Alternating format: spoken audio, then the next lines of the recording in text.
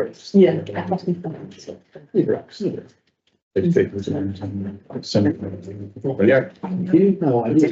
Katoa, everybody. I'll bring this meeting of the Central Otago District Council to order, and thank you all for being here this morning. I will lead in karakia. Ka hore te tahi o tātou tai te mahi nā mahi I tai o tātou katoa. None of us alone can do the job as well as all of us working together, and I think that's entirely appropriate for today.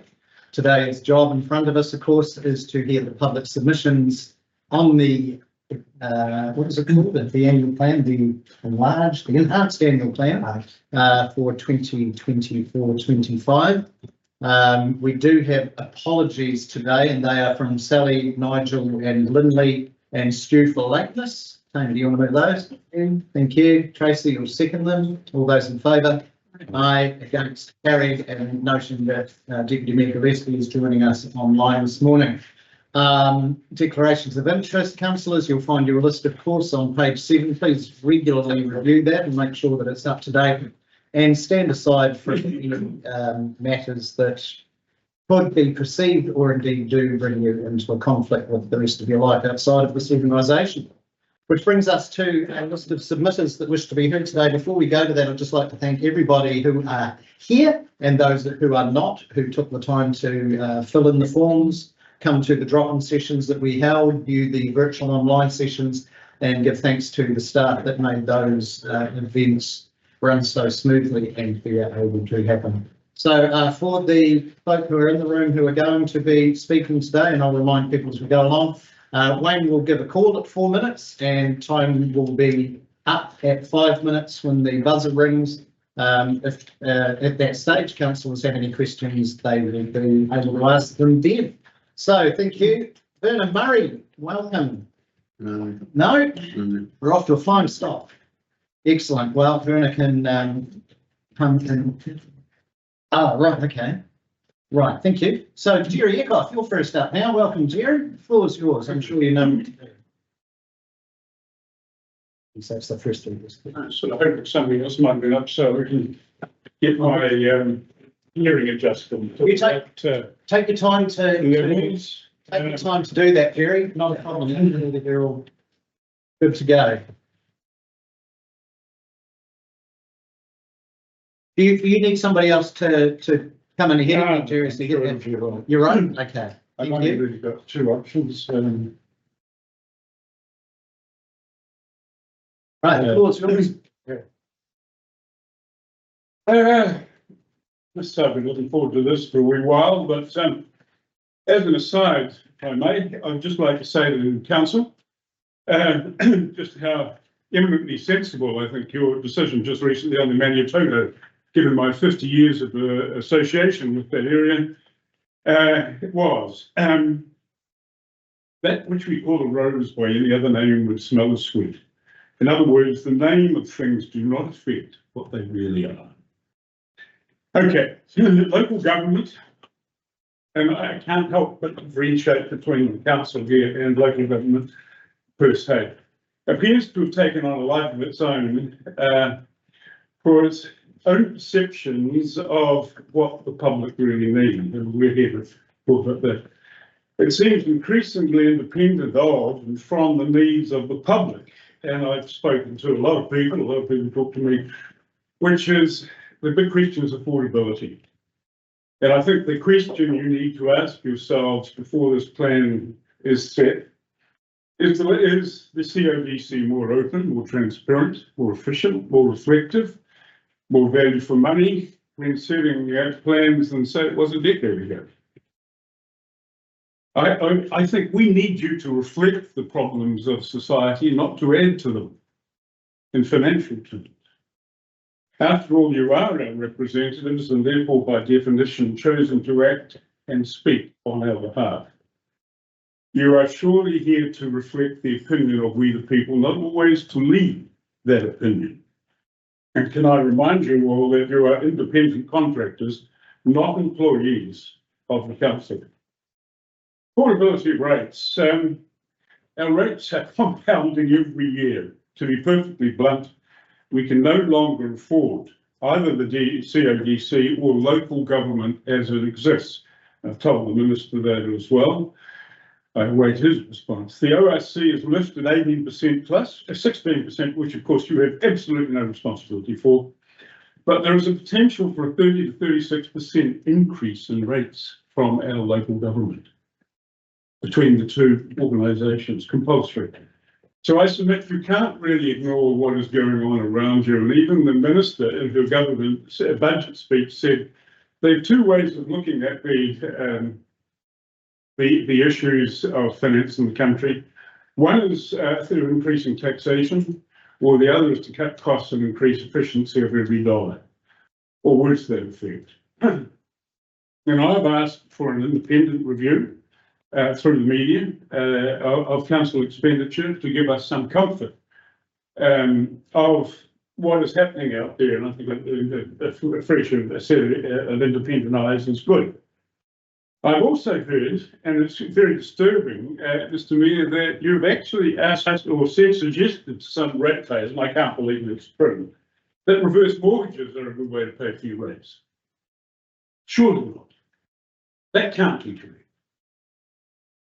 So where does it end? I don't want to see marches in the street or mortgagee sales, but where does it end? And I know the former accountant with this council said he couldn't understand or process the balance sheet as it is presented. So what chance do perhaps less skilled people have? I note you have spent 42 million on a new building in Cromwell. Having sat on the Local Government Bill 2002, I do recall absolutely the need for special consultation on these major matters. It is special. It's not just asking for your opinion to put a tick in a box. It is special consultation. And frankly, the OS has to spend 52 million on their building, which is will be well over 100 million before it's finished. And that is not going to help our productivity that we desperately need in this nation. And indeed, even this area to pay for the increased cost that landed at your door, and I understand that. I can't understand, what I can understand is the Three Waters debacle. Why council bought into that process when it was very obvious that it wasn't going to happen in its form, its current form. And I believe a down payment was even received. So where's that gone? I haven't been able to follow that. And I do follow things reasonably closely. Finally, my plea, I guess, is to just think of those who are far less fortunate than yourselves before adding to the cost of living, which is just so unaffordable this day. And thank you, Jerry. That's just so many. So thank you. Thank you. Any questions, councillors? Taman. So, good morning, Jerry. I will speak up and hopefully if you could, please. Wonderful. You talk in your submission about requiring an independent audit. We are audited independently by Audit New Zealand. What benefit do you think there would be in additional auditing, and who do you think should pay for that? Oh, fair question. Absolutely. And there is a cost. I fully acknowledge that. I would like to think that we have a firm of accountants in Alexandria and indeed in this region who are well adept. They know people, they know our expenditure over the years, what is reasonable, what is not. It seemed to me that that was not an unreasonable thing to ask accountants. So, I ask my accountant to check with my stuff every year, and they're independent of me. I think it's important to have that. Who should pay for it? Well, the full ratepayer, of course. But we have to, life is all about trade-offs. It absolutely is about trade-offs. You make one decision here, means you can't do that. You can't go for a holiday during the winter. You can't paint your house if you're going to put a central heating unit in. What it is. It's all about trade-offs and prioritising. So can I follow on Taman's question, Jerry? You say that the RAC's affordability is an issue, yet we should have another audit done. What do you think the audit we have done at the moment, what do you think our current audit costs us the ratepayer? So it might come as a surprise. I don't know Have a what guess. the exact cost is. I'm not sure that it's privileged information. Oh, no, it's not, because I get the CEO to Asking go to for the moment. what How much is people that? pay. Yeah, $180,000. We're already paying $180,000 to get an audit done. I'm not keen to get it done twice. Of course, I'm not looking for anything in such detail as perhaps that $180,000 is. But I think this is a general problem right across the spectrum of local government, that trust is pretty much gone. There's people saying, oh, you know, they've got access to all this public money, they can spend it on whatever they like. And that's not answering the question, Terry. That's continuing your talk at other people's time. Any other questions, councillors? All right, thanks very much, Jerry. Greatly appreciated and good to see you as ever. Next up, we've got Gordon Stewart. Good morning, Gordon. Another person not unfamiliar to these tables. Oh, yes. And I have got papers that I had down there. I'm here from two issues, and I am here on one situation. I'm here on my own behalf. The other one is on behalf of the Central Lakes Equestrian Club, which is a voluntary committee that has managed the Cromwell Racecourse Reserve for the last 24 years at no cost to the council, or the Cromwell Community Board in this case. Two major issues out of the reserve, and that's to do with rates. The rates on the Cromwell Racecourse Reserve are currently set at 16,500. They're expected to rise to over 18,000 in the following year. There are two factors affecting this that the council can and should rectify. Firstly, the council, without informing the tenant, has accepted a quotable value of $8,190,000 for the land. And this figure is totally inappropriate. I suspect that it is based on the land sale on nearby Shannon Farm, which was just across the road some years back, which is a little bit large land, but simple. But these two parcels of land are not comparable. Shannon Farm is unencumbered rural land with a very adequate rural water supply that was able to irrigate some 50 hectares of land. It now has been set to subdivide into 160 plus lots. Racecourse is totally different.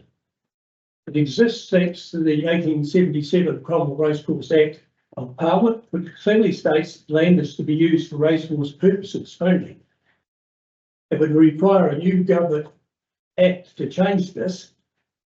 It also has a registered marrying interest on the title, so it's not freehold land that you can go and do something with and make sections and cut up into blocks.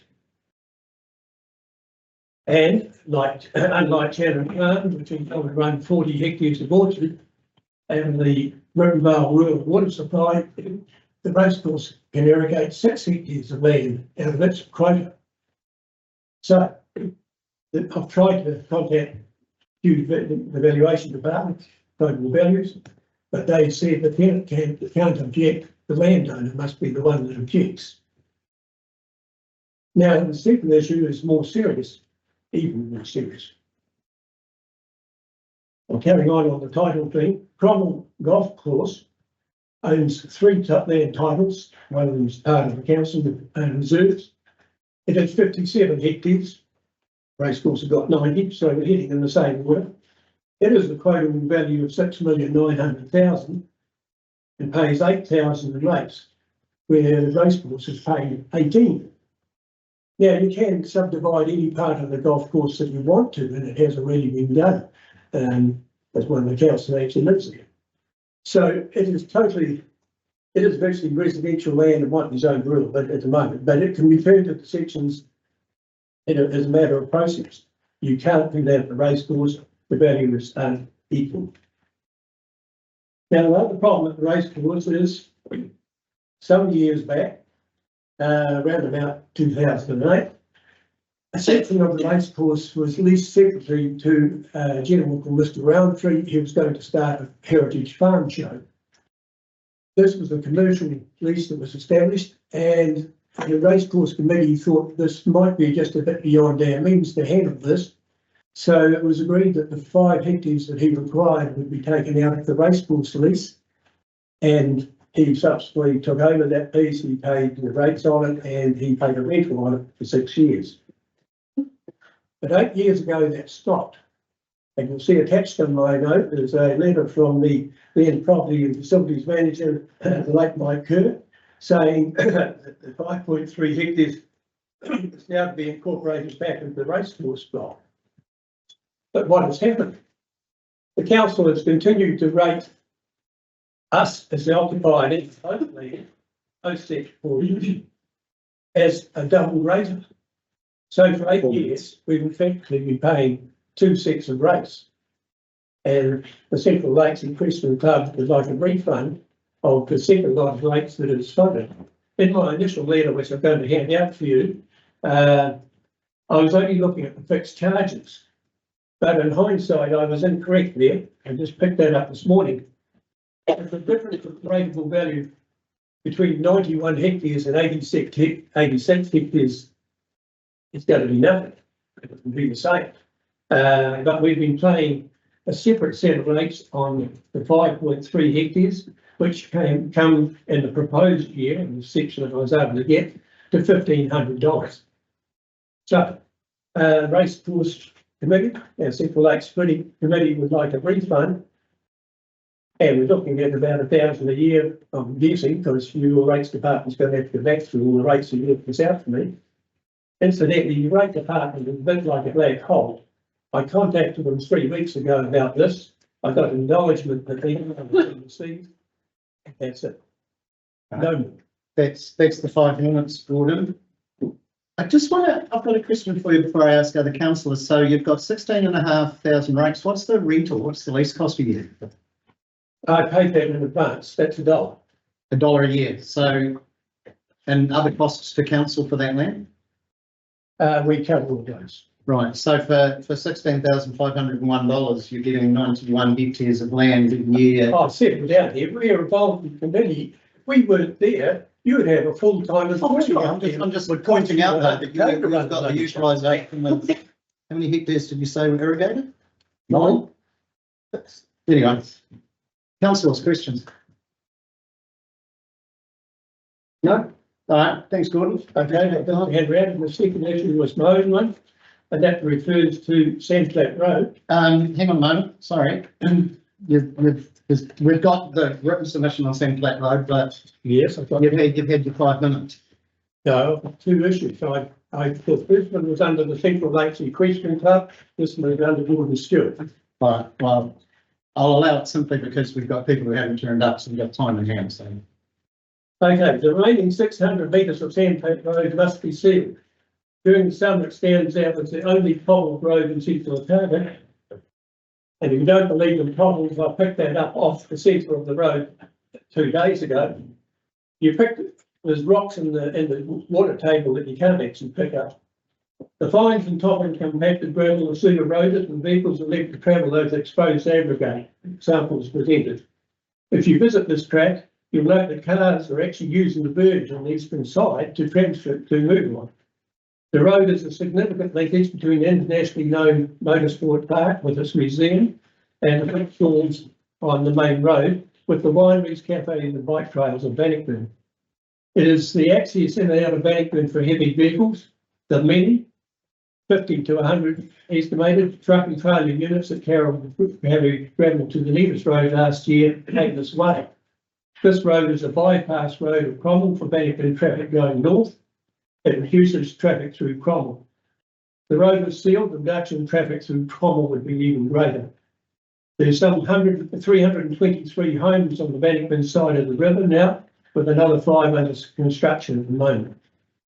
From 1992 to 2005, the council found funds to tar seal the following roads in and near Bannockburn: Gully Road, Gully Road Park, Hall Road Park, Miners Park, Hodgson, Domain, Felton, Kenmure Park, Cornish Point Park, Pearson Ford and Cemetery Road Park. You did get a bonus from Sandflat Road. Mr. Quinn did 600 metres for you and Mr. Winton has done some. But it was the only through road within 10 kilometres of the line of Cromwell and Alexandra that is not sealed. Ironically, some years ago, the Vincent County proposed sealing Sandfat Road as against the Water Reach Management Road because it was a shorter access into management. Pressure from residents saw common sense prevail then, and I'd like to see some common sense prevail now, and you step up and complete the 600 metres required. You've just spent I can't guess even, but look what you spent on the Nevis Road. Carting gravel from Terrace, dumping it in one pile, carting it up the hill. You must have been up to, what, 200,000 or something like that? Now, I am a direct beneficiary because I am a ratepayer in the Nevis, and so thank you very much. But the Nevis Road is essentially for weekenders to go and entertain themselves, reserving the two trains. Now, I was told last year by the mayor that it's on schedule and it might be done before 2032. I hope I can live long enough. I've just been wondering, we don't have our roading manager, does it, Louise, you don't happen to know where it sits on the schedule currently? Yes, we've got, it's included in the remaining 6 months, included in the 24-27 long-term plan submission to Kotahi, and subject to approval of that funding, it's a program for completion in 25-26. Subject to Wellington, so we'll find out in October. We've put the bid up because if we don't get that 51% from Waka Kotahi, then we have to take a whole lot. So obviously we need to see if that can be achieved. In the past, I struck that trouble when I sat here, and I was able to go to the joint ratepayers and run a collection, and that's how Boone Cottage Road got sealed. The ratepayers on the side of Boone Cottage Road put up the government subsidy, 48% or something at the time. And Boone Cottage Road was about 2 kilometres, 1.5 kilometres of Boone Cottage Road. So that's handy to know. Yeah, Tracy. So are you saying that you would like us to come back to you?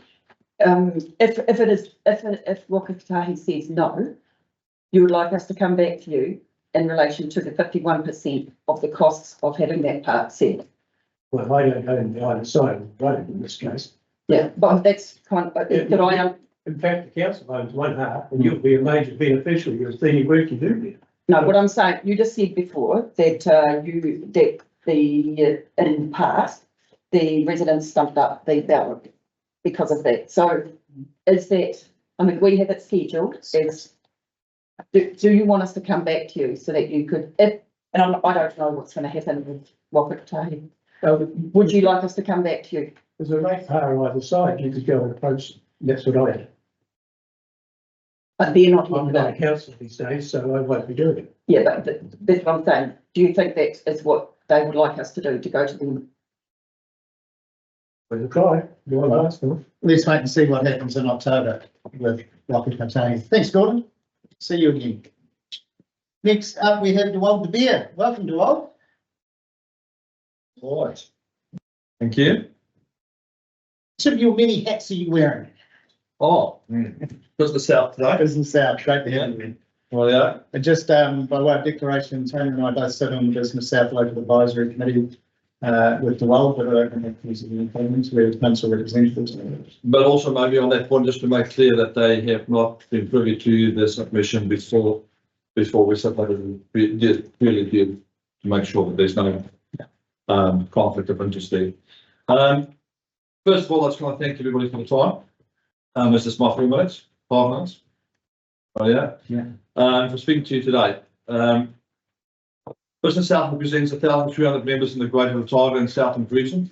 Recently, we established Business South Central Otago to provide a focused and influential voice for businesses in the region.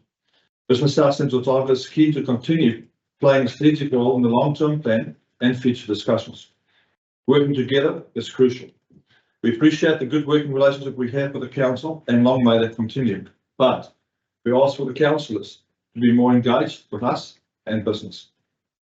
I'm not going to read through my entire submission, as I trust you have done that already, but I'd like to highlight some key overarching topics. The two most pressing issues at the moment for our members, when they were asked, are water and economic development. We acknowledge that a significant proportion of this year's rates increases is heavily weighed on water, wastewater, and environmental services, and we support this. However, the focus on economic development is limited, and our members often feel that there's a lack of engagement, support, and understanding of business impacts. This is an area that needs some serious attention. While I could spend all my time today discussing the shortcomings and the challenges we face as business in the wider community, such as inadequate healthcare, aging infrastructure, and the lack of affordable housing and services like early childhood centres, we are all aware of these issues as we live in this region together. Despite these challenges, people choose to live here. Many businesses and business owners could operate anywhere, but they choose to live and work here. This is a strong dynamic. This strong dynamic is a massive advantage for our region, something we must cherish and protect. You can protect it in the same way business protect their interests, through excellent service, innovation, making things easy for people, and genuinely listening with an intent to take action. As business, we fully understand the challenges associated with rate increases and the need for a structure and infrastructure to support growth. However, we urge you to be brave in your approach. Avoid conforming to generalist strategies that may not serve the best interest of our region. Instead, adopt a phased approach in rate increases, with clear goals outlining where ratepayers' dollars will be invested and spent. We also ask that where possible to spend the ratepayers' dollars with local businesses and services. This is businesses and people that live and share our story. My question to you today is, what are the council and the councillors' plans to address these issues, and are there clear plans? Or instead of just seeking solutions from you, I would like to rephrase that question today. How will the council and the councillors work with business to foster growth, innovation, and support various sectors for the betterment of the entire community? My one challenge to you today, and I hope you'll take it up, is to provide solutions with less red tape and compliance. We need greater transparency, better engagement, and a unified effort to approach our challenges. Together, with more intent and purpose, we can make this region the best place to live, work, and play. Engage with us and the community with a proactive can-do attitude rather than a tick box approach. We need less politics and more action, making it easier for business to operate. As Business South Central target, we will continue to connect and engage with business, assist them to navigate their challenges and empower them to thrive. We ask that you share this vision. Take this and future submissions seriously. Let's continue to listen to each other, engage and take action. Thanks for your time. Excellent. Thanks, Dewald. Councillors, questions? Tracy? Yeah, thank you for your submission. It was very, very well written, and I particularly love that you offered some ideas and solutions. It's very helpful for us sitting around this table, so thank you for that. And I particularly like that you read the areas that the council's top priorities, that the businesses thought. What I was wondering is, do you think that would be different if we, from a personal point, do you think if we had the community say what their 5 top would be? Would it be in any different order? Well, I don't think it was, because if you look at your own submission, when you did your own questions, water, wastewater, all those things came out tops of what's the most important things for it. Economic development is maybe not something that is front of mind for every general person, but people who relies on jobs. If there's no economic development, we'll have unemployed. This region is always punched above its weight, and that stems from a national government's perspective. We've had the least amount of unemployment in this region. So we're doing well, but we've got to be careful and we've got to push forward. We've got to use those advantages to the advantage. So I think there is some synergy there already. Yeah, that answers the question. Thank you. Tracy asked my question in a different number of words, so thank you, Dewald, for highlighting that, because that does come through quite clearly, and not just our region but other regions, that economic development is very important to local businesses. Any other questions, Councillor Neil? Always jump in if I forget to ask you. Yeah, thank you, Your Worship. I will, don't worry. Thank you. Sarah? You say you want more engagement. One of the reasons I want to sit at this table, because I said that in the previous term. I don't know if I fully understand how we do that or what that means. Different people from your chair, what's meaningful? Because engagement, yes, we can tick a box, but what does meaningful actually? Like, what can we do? I'll try and answer this question as diplomatically as I possibly can. Has anyone been, or one of you been GLB after fives or network events? Other than the council representatives? I'm talking about the council. Not an Alex, I haven't known. So if you ask me, the opportunities is there, you just got to take it. Right? The people, business people do want to connect. And I think this is probably, from a council perspective, probably for the wider community as well. And I'll put the second challenge to you, but it is, and I know there's a lot going on in people's lives, but you've got a responsibility to connect with the community. And I hear a lot of things that goes against the council and, you know, sometimes like that, and it's fair enough. Some of the points are really, some of the points that have been raised today is valid. But the misconnect is the councillors needs to get amongst it. And that's a challenge maybe. And we've got to find out what those solutions are. But by just doing it the way we're doing it is not going to change it. And that is possibly a challenge to you. Just one of the reasons why Business South Central Otago has, through time, has done what we are now, and is to give us that autonomy, because we believe for a very long time there hasn't been a voice for business in Central Otago.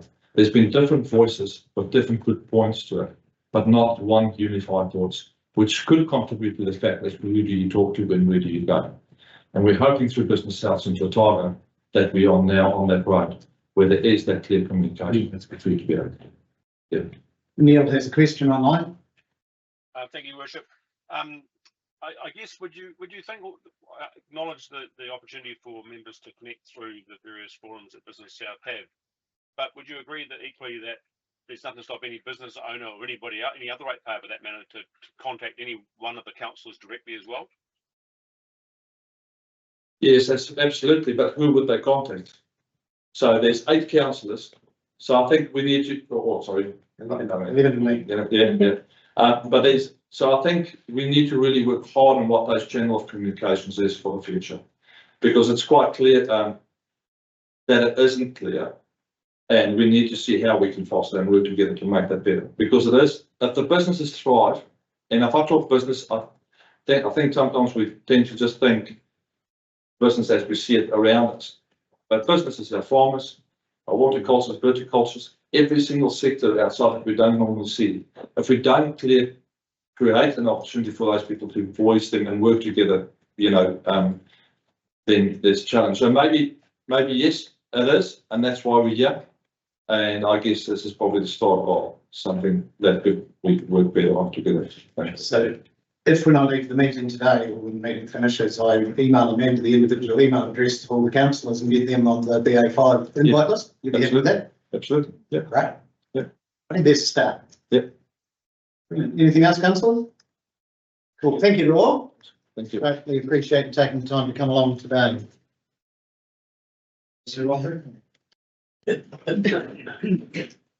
Right, now I believe next up will be Sam Inder, here on behalf of Martin Anderson and the official title, the museum. Anyway, how are you, Sam? Morning, folks. Your Honour and councillors. It's my official duty to present the Central Otago Museum Trust submission to the 24-25 annual plan. And I'm standing in for Chairman Martin Anderson, who's not available today. Martin's taken over the chairmanship from Owen Graham, who saw us through the initial stages of the setup of the CEO Museum Trust some 3 or 4 years ago. I assume you have a copy of this submission. So I will speak to it rather than go through it line by line. Absolutely.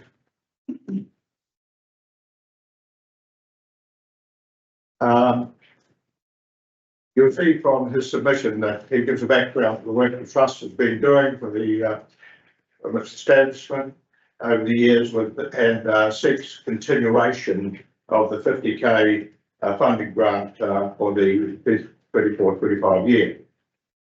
He then goes on to outline the activities of the Trust, the current major projects of establishing the CO Museum Trail, which is a major project ahead of us, with what they're calling the 100 project. This is a concept to establish and highlight 100 items of historical and local and cultural interest around the 5 museums of the Trust. Roxburgh, Manitoto, Alexander Clyde, Cromwell.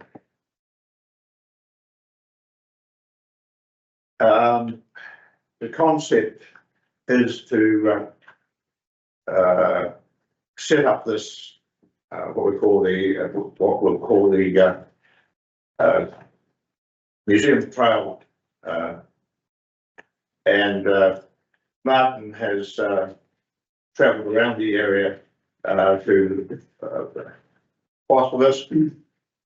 He's photographed most of the museums, and those images are now available for publicity and promotional work. He goes on to mention a few of the items from various museums, and I have to show my colours here. He highlights the Manitoto Early Settlers Museum, having just completed the renovation of an old storeroom and kitchen area into a modern shelved archive. What he neglected to say was it was also climate control, and one would have to surmise that now that that's in place, perhaps with the big display area, open windows to the main building, that perhaps 3 or 4 of the Eden Hall collection could now be housed there if the opportunity became available with no expensive price. However, what we are doing is establishing or seeking to establish this museum trail and highlighting some of the differences that we've all got, which value valuable assets to the history and culture of the region. I just threw in an object from our museum at Naseby this morning. This has been getting on the way around the museum for the last 20 years, as I recall. It's shifted from time to time, and we thought maybe it was a writing book, maybe it was a shillelagh, and then a visitor recently identified it as a 19th century marine ivory and whalebone wagon cane.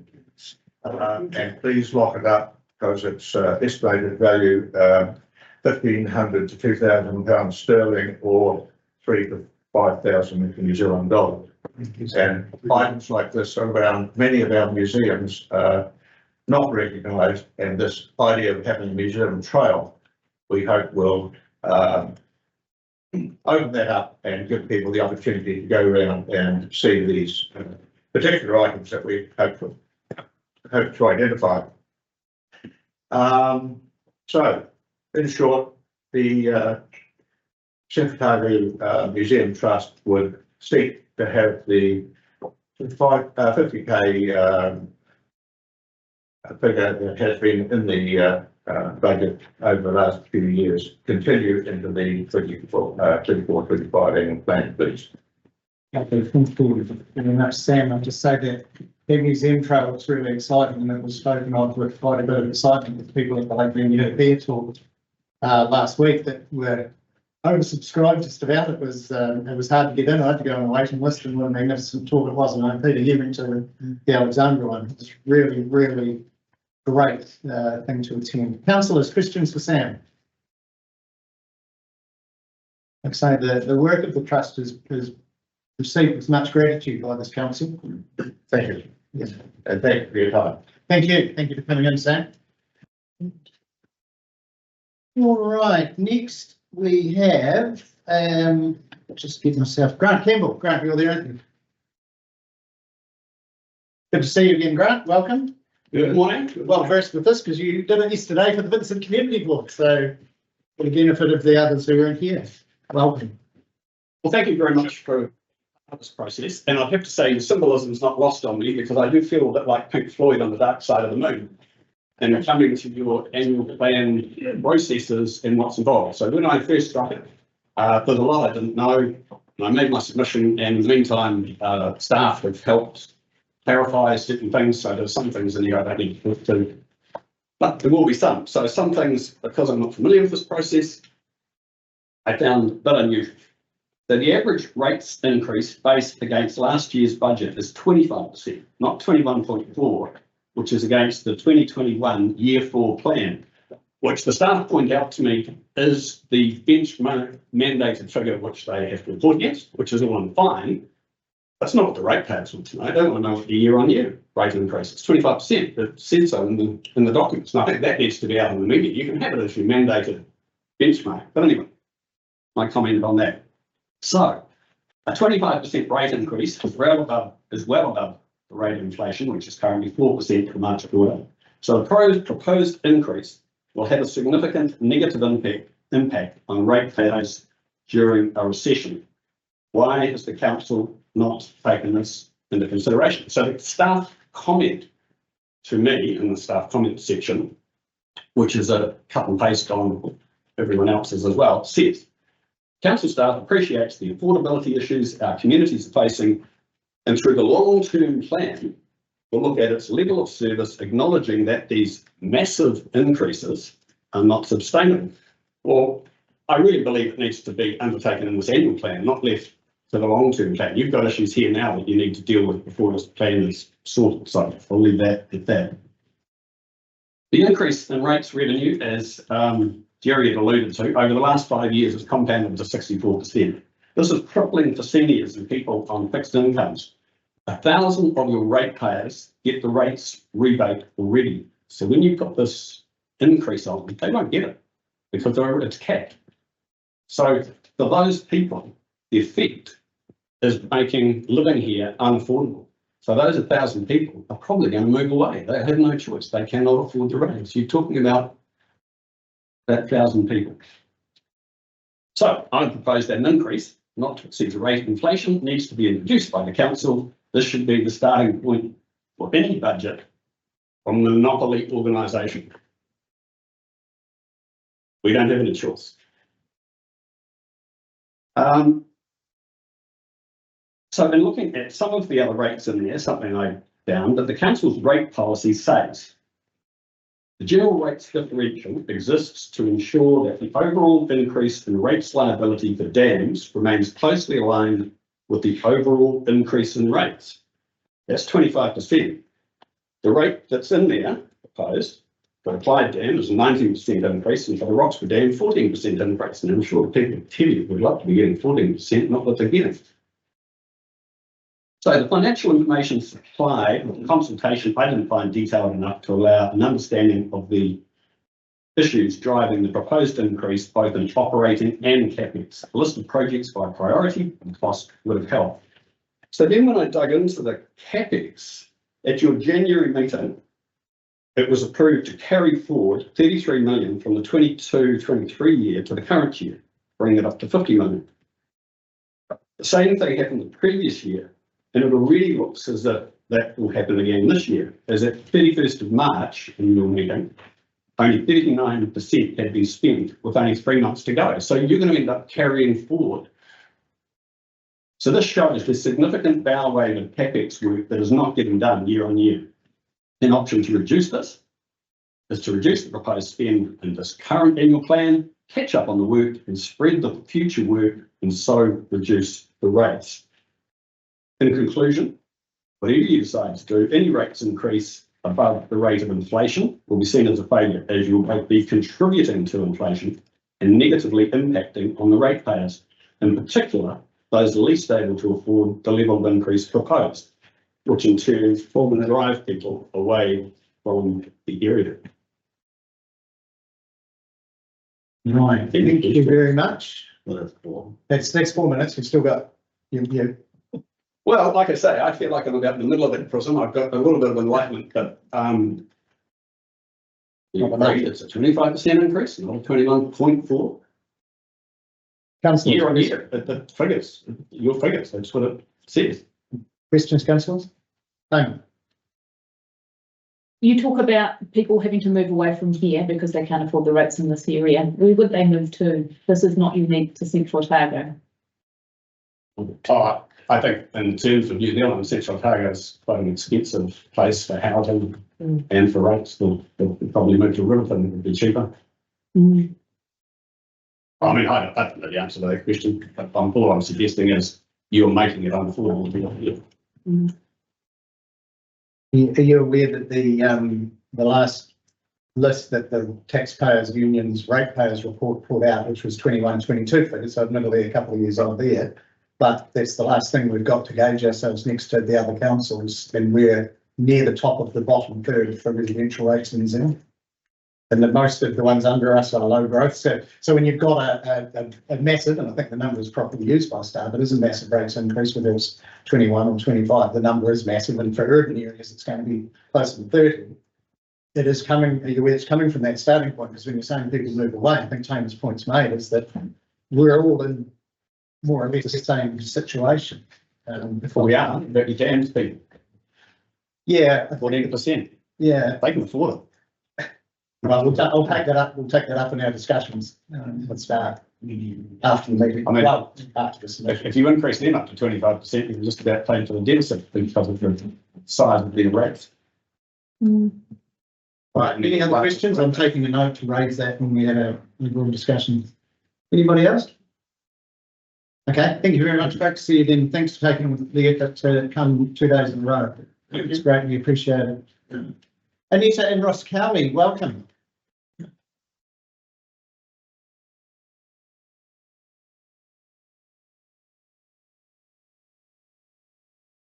This is page 79, submission number 80, folks.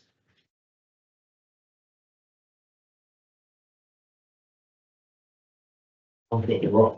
You got it right. Prefer it not to be thrown if that would be all right, Ross. Well, it depends how things turn out.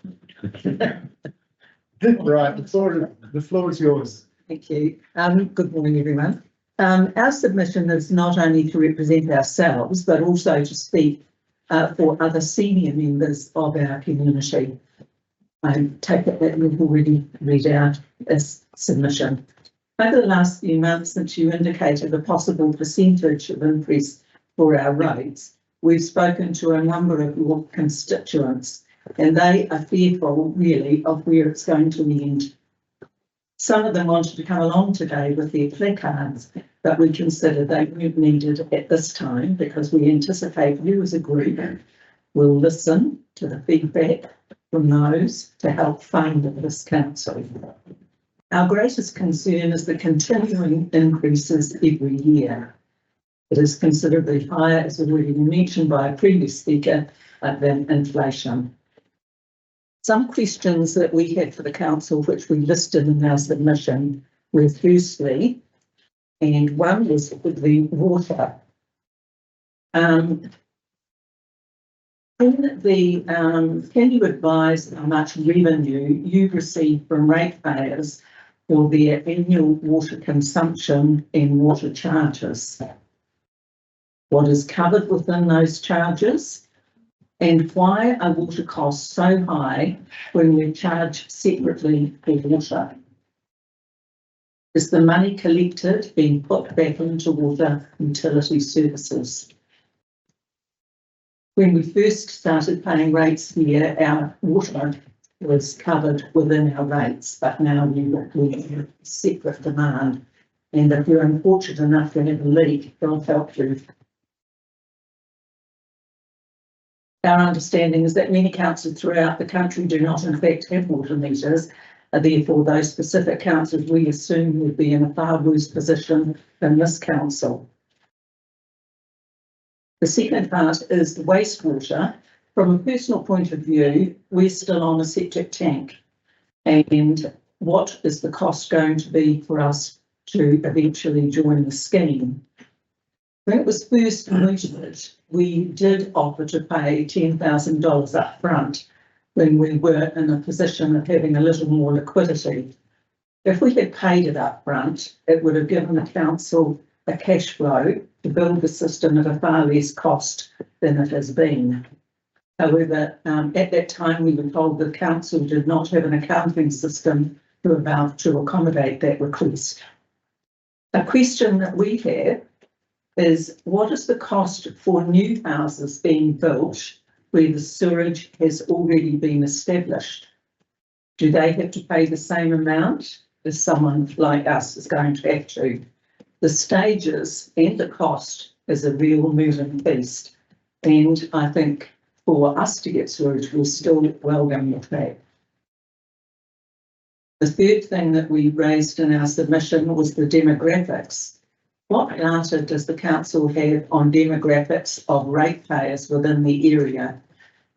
I would imagine there would be quite a high percentage of superannuitants, as well as salary and wage earners. What sort of impact will these increases have on them? Will some have to sell up and move on, as the previous speaker has spoken about? Have you considered the mental stress that your council is putting on them at the present time? Are you happy as a council to have investors come in, purchase these properties and then rent them back? Because as Queenstown has experienced, we don't want the same worker accommodation issue here. With your proposed and continuing increases in rates, are you turning Central Otago into an elitist region where only the rich can afford to live here?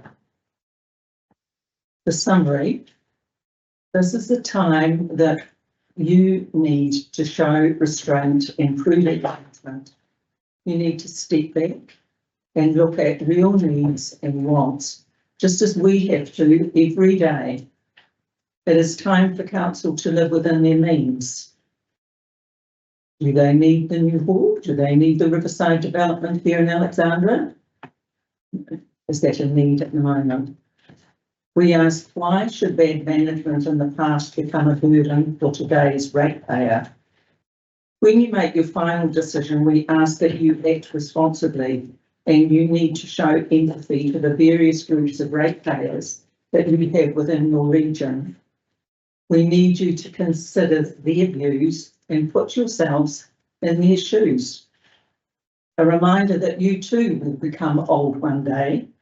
As we said, we have some savings for a rainy day, but it wasn't there to spend on continuing rises in rates.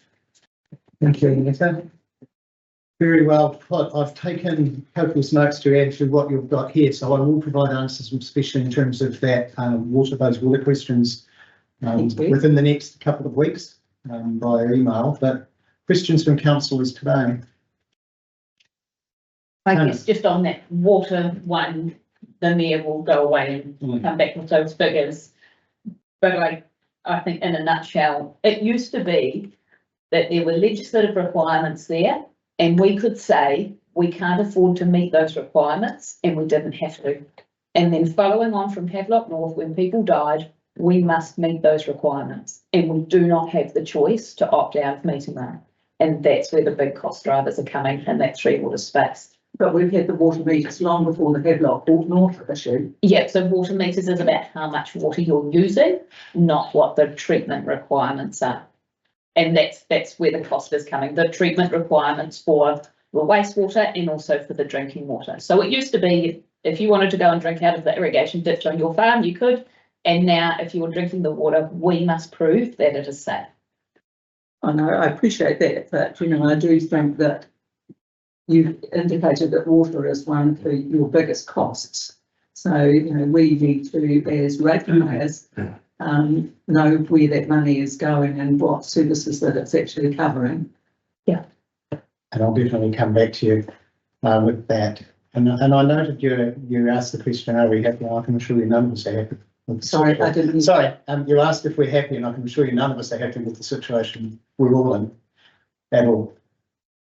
And another one that really gets me is when I started on council and community board over nearly 20 years ago, we used to get information mailed out, and the security involved in this, the electronic costing is hundreds and hundreds of thousands of dollars for our technology. And that's something we've all had to build into that cost. And inflation has had a massive cost on the business we're doing here and on our business. A lot of us are in business. We're all the same. And it is, and that's the inflation part's been here. It's bigger than I thought here. Insurance. It has on us too. And it has, and it's impacted everyone. And everything else It has. gone up too. Tracy, You asked a question about demographics, and I think it was last week or the week before, the 2023 census data has just come out. So I'm not sure whether the team has had the opportunity to actually look, but there is brand new data that has come out that will give us an answer to some of those questions as well, Right. what you're asking, but I don't think it's been completely evaluated yet. we certainly have estimates of where we sit, and actually so far our estimates have been pretty accurate. And once the full census comes out, and I'm not too sure when that's going to be, but at the moment we've only got the Reader's Digest version, and we're anticipating and waiting for the down to the how many elderly people live in Clyde, which we don't have at the moment. So that kind of data is going to be really, really useful. That was one thing we noticed too, that you put a list out on your website showing different rates they look for different areas, what they're going to be, but Clyde was not even mentioned. That was in Maastricht here in Australia.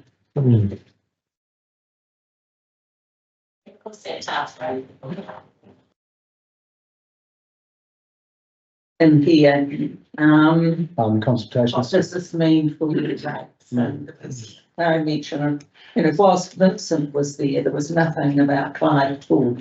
Okay. Should have noticed that. I think in an earlier one there was, because I didn't look at how it's going to affect me. Yeah. Yeah.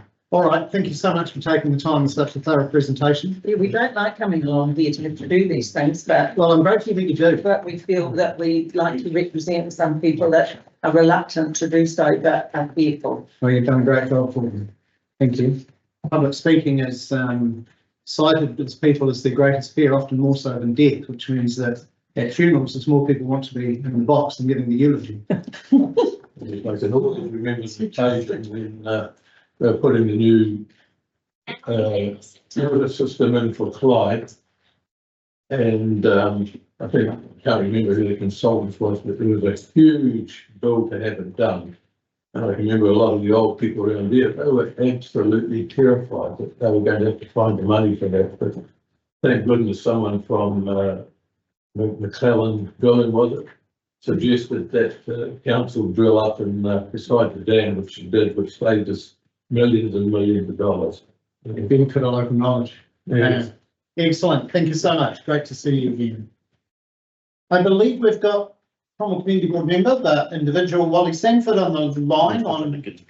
Still trying to get him. We'll just pause while we try to go through the ether and get hold of Wally. Trevor Gowdy's here. Trevor, can we come to you while we try to track Wally down, please? Welcome, Trevor. Again, another person not unfamiliar with this room. Not so often as I'm starting to table things. Thank you, Mayor and councillors, for the opportunity to speak here today. I don't propose to read out the submission I've put forward and assume that you've already read this, but I do want to reinforce some points. The following comments, both said at public meetings in reference to the proposed plan and respecting the unable to pay the rates. The Mayor's response was ask the family will take out a reverse mortgage to pay them. And two, the question to a councillor at another meeting on what the council will do if people decided not to pay the increase. The instant response was cut off the water. This response was so quick, one might assume the issue had been discussed at the council meeting. Both comments infer the elected members have lost touch with reality with the level of rates they are prepared to impose. People with a salary of 120,841 will have a different view Sorry to pause you, Jerry. Whoever's got that phone, could they please turn it off or perhaps take it out of the room? Okay, Yeah, people with a salary of 120,841 will have a different view of what is affordable to those surviving on national super alone, where the choice will soon be to pay the rates of each. Rates that nobody can afford will simply lead to the elderly relying on national superannuation and the poor being placed in a position where they cannot afford to stay in their houses. Downsizing may not be an option in many cases, and the level of rates should not be a driver for this. Because for urban ratepayers, the majority of their rates are levied by way of uniform annual charges, the value of property has a limited effect on the rates they will have to pay. Downsizing in housing is not a rate-wise panacea and could still be ratepayers with the pay rates or eat choice. How soon it will be before there's a ghetto of elderly pensioners camp out on Pioneer Park because the types of rates have driven them out of their houses. Then there are the not-for-profit charitable groups. These will also get hit hard by the proposed increases. For example, Alexandra Musical Society is facing a 37% increase and the Alexandra Men's Shed a 34% increase. This is a significant sum for these groups to meet. The worry is that this level of increase has already been signalled for the following 2 years with its cumulative effect. With a proposed 21% this year and a further 20% next year and again the following year, as signalled by Council, turns each $100 in rates now to $172 in only 3 years. This is unsustainable for people on fixed and low incomes. Comments made from Council that community facilities should be rated across the district, the undoubted funding shortfall on the $42 million Cromwell Hall would need to be met by loans, with the bulk of the costs falling on ratepayers who had absolute no input as to whether it should be built. If this change is implemented, will land held also be available for funding best use projects across the district?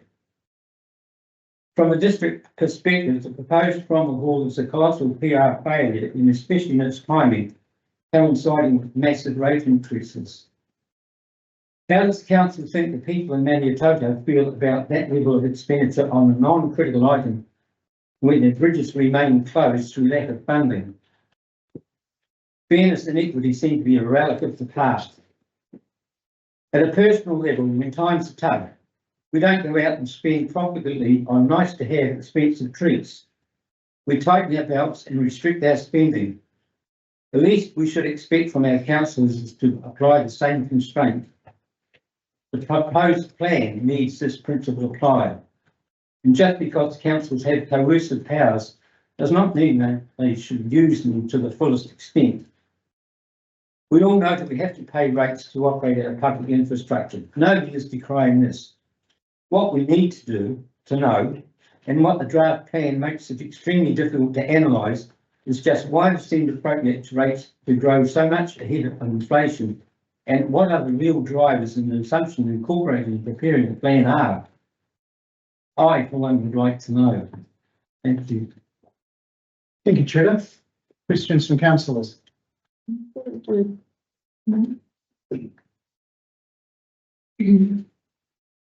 When you talk about the increase being tied to the rate of inflation, but so much of what we do is increasing in price much in excess of the rate of inflation, how do you propose that we manage those cost increases? As you'll have seen, your insurance bill will have gone up by more than the rate of inflation. Well, one of the points that I'd like to get across is that the annual plan as presented, the draft plan as presented, it's almost impossible to extract information that tells you what is causing the rate of increase. What are the specific drivers that are pushing the rates up? It's fine to say water, but what within water is driving those costs? That information is just simply not there. Well, that's things like electricity, chemical. But it's not in treatment. Nothing in there is saying what they are.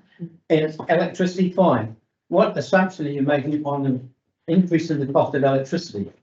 As ratepayers, because we're putting the bill, we should be entitled to know what those drivers are, but they're not there. And I believe some of that is around, the information is available, but in terms of what goes in the consultation document, we want people to read it. And if we put it out at 300 pages, a few people, and probably the people in this room, will read it, but we want as many people to engage with that as possible. We need to make it in a digestible form for people to understand the basics, and then if they want more information, we have more information available. It's a really fine line The plan doesn't between say that. enough and not enough. The plan doesn't say that. If you want more information, contact these people. Doesn't say that. I believe it did. Yeah. Yeah, I was under the impression that it did say that more information was available. Yeah. But it should be in a form that people can easily digest. I mean, I tried to unscramble where the costs for the funding for the Cromwell Hall was coming from. And I dived into the thing, and it's almost impossible to extract that information. And I'm somebody that's familiar with the way these things are built up, because for years I was involved in the process. But it's practically impossible to do that. And I've got an understanding of it. So how does Mrs. Ratepayer over there get that kind of information? And the short answer is she can't. The consultation document is purported to be a consultation document, but it's not directed at people in a manner that they can understand it. It's the levels of some things are too high, and the information that really people are looking for is there. I agree, it is an exceptionally complicated system, and trying to come up with a consultation document that is accessible to everyone in our community is extremely difficult. I agree with you. And going back to the bridges in the Minnetonka, they've gone up by 30% since they got washed out to now, when we start doing the process of putting them in the plan. That's where a lot of our money, and absolutely agree with what you're saying. But we've been faced with those costs, and it could be geotechnical stuff, information, knowledge, but concrete, steel, those escalations have cost a lot of money that we've had to put in the plan we never wanted to do. They got done the day after an emergency bridge, there'll be 30% of an investment for the ratepayer. So we are facing, I totally agree, it's just a moving feast all the time. And road and infrastructure costs, look at fuel, what's it done, you know, the insurance of those guys' contracts, some of the contracts are favourable for us. Gravel extraction, there'll be a day we'll be asking to borrow money to buy a farm to get gravel, we can't get gravel. $3 million we saved by getting a pit and a stick so we can put gravel through the sticks, it saved the ratepayer. Didn't go into pits and the $3 million of bridges, but that's the sort of work we're trying to do, is get carted way out of the back, right in the back of Onslow. It costs the ratepayer a lot of money to cart gravel out. Those bills have gone up, gravel's got expensive, so. But as I understand, it's hard for us too. We're gonna make those decisions. When you think of the sticks carting the truck and trailer, like O'Neill's pit in the Ginnerbird, and Charlie Hall's pit at the top of the sticks getting inferior gravel is saving the ratepayer $3 million. You can see it, just goes in the roading budget. We're trying. Any further questions for Trevor, councillors? Thank you, Trevor. Thank you. Appreciate your time. We got Wally Wayne? Yeah. I'll let you know when he's not. Oh, perfect. So Stan Randall, you're here, aren't you, Stan? I see you come in. Come on up, Stan. Thank you for coming. Good to see you. Page 81, councillors. Oh. Beautiful piece of pen looking for us. Yeah, I'm speaking on behalf of Grey Cow, and You're the president now, aren't you, Stan? yes, Congratulations. anybody else? I'm sure that wasn't the case. It's a big undertaking. Well done. Anyway. One of the things that we have noticed in our group, and also as part of New Zealand and Nexus been talking about it, is the very low ratepayer turnout for vote, right down to minute. And the question I'm asking is why? And I'm speaking to the group that I'm associated with now. And the whole thing for them is communication from council, as was raised by one of the other speakers. Because the council method of communicating the current method of communicating the council information to its ratepayers, to the business activities of the administration is simply too complicated. And as has been spoken before, I can understand the technicalities of doing this, as one of the other speakers said, that it's a complex thing. But as a teacher, and looking at your audience of 14-year-olds, I'm not lecturing to some stage 3 university person on some particular theory. I'm talking to 14-year-olds. Not saying that they're out, that's what we're dealing with, but in a way, that's what we've got to look at. You're not looking at your audience to whom you're trying to communicate. You're designing your plans, which is technical and all that, and then you're saying, we understand this could be 300 pages, but we'll condense it all down. We understand it, post it out. That's one of the reasons you don't get a voters turnout. Because when they look at it and the people say, what's the point? I don't even understand, you've been consulted, and that's about the level you're operating at. You're consulting, you meet the protocols of your requirements, and you say, look, we've done it. And you could then go and say, you've had your chance to vote, and they say, what the people I'm associated with are saying, well, what's the point? Then they don't vote. And the reason they don't vote, in a nutshell, is that it's too complicated.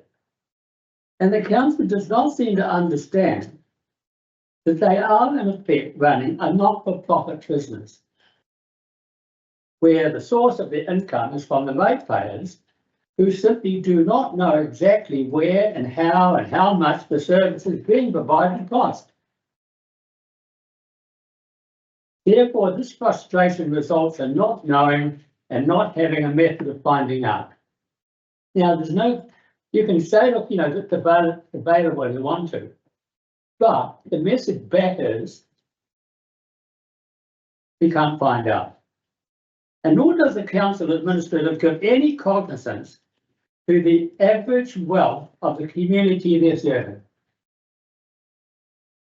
The council do not consider the fundamental purpose of the quality of life the citizens should be able to enjoy, which has a relationship as to what they can afford. And in a nutshell, you can find in societies, you'll find sections of the community where the wealthy live and sections of the community which are downtrodden. You've got it in Auckland, you've got all that. That's the one nature of the beast. But for Central Otago, historically, there was a basic standard of living which everybody could afford, and the whole thing is escalating to the point where they can't afford it anymore, and they can't find out why. And I understand the fact that where you are paying wages and so on, and contractors saying, look, we have to buy trucks and things like that now, and all of a sudden the price of fuel's gone up, and that. They've got to do their balance sheet, they've got to do their costings, but it comes down to the fact that that's the amount of money I've got. We've got to identify what we absolutely have to have. And that's what's not happening. So you approach the finance minister, Nicola Willis describes to answer that question, what can we afford? Has applied an intense line-by-line examination of every service, every employee that has to be considered, that must be retained, and which can be revamped, reorganised, and even put on hold. And that's not happening. It's happened in the parliamentary session for this coalition government, but not one that I know of, apart from Nick Smith, who's asking that question about there. But I think the Waitaki guy is doing a revamp for his council, but no other council's doing it. Why aren't they mimicking that kind of thing? That's the 5 minutes stand. Questions, councillors? Helen.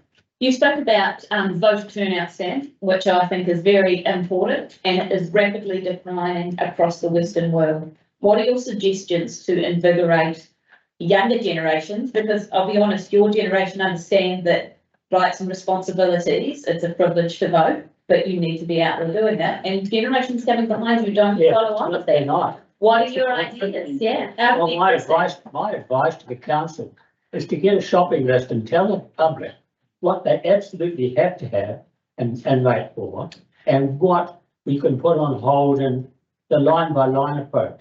And what really concerns us is on reading the article where they said we're going to provide even more services.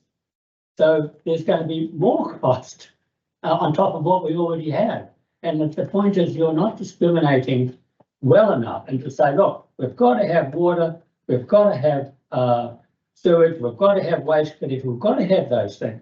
Everybody believes that, and no, it goes up. But there are some things where you can say, well, we can't afford that in the meantime, or we have to find another alternative from rates to fund it. And one of the things I would like to conclude with is Mr. Kelly publicly stated, it is important that we ensure local democracy and community voice is strengthened through this process. And I think that's what we've got to do. And I'm afraid at the moment, as far as Great Power's concerned, you're not doing it. Any other questions? My second, sorry. Yeah, and then we'll come back to Tony. What services do you see that could be put on hold? Well, this is not the place to do that. And I have looked at some of these things that should be put on hold, but that's not my job.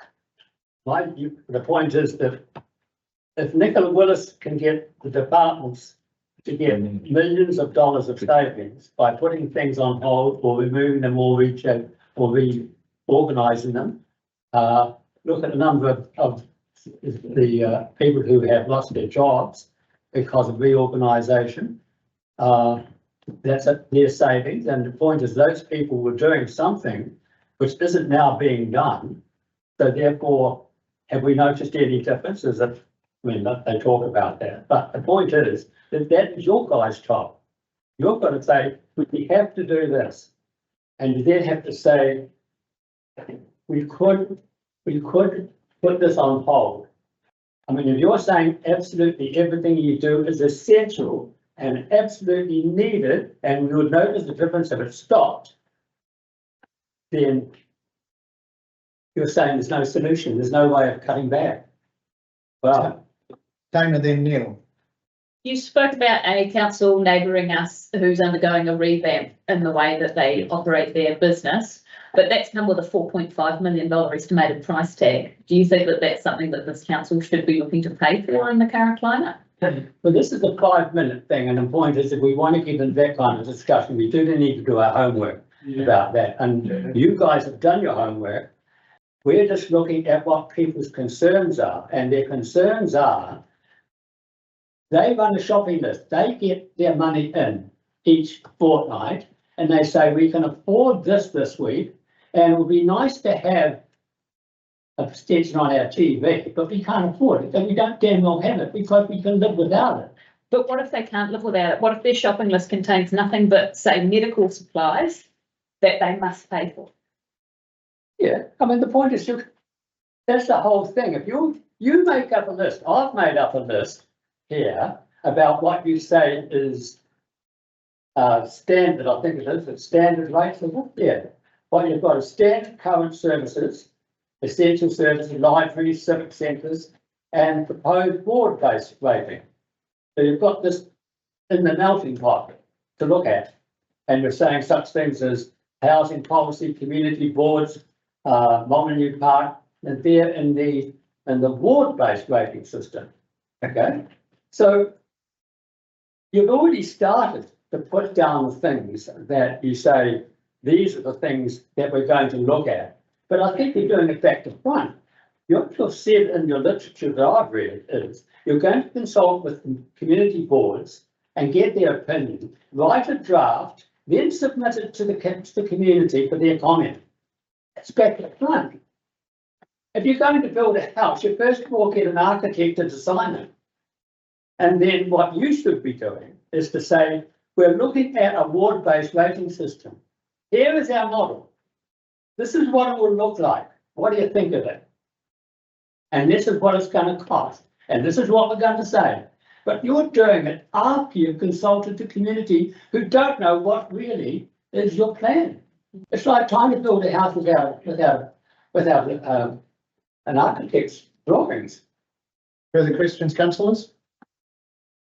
Okay, thanks, Stan. Appreciate, no, he was answered. Thank you, Stan. Great to see you, as always. Wally is now online, so, Wally, you're up.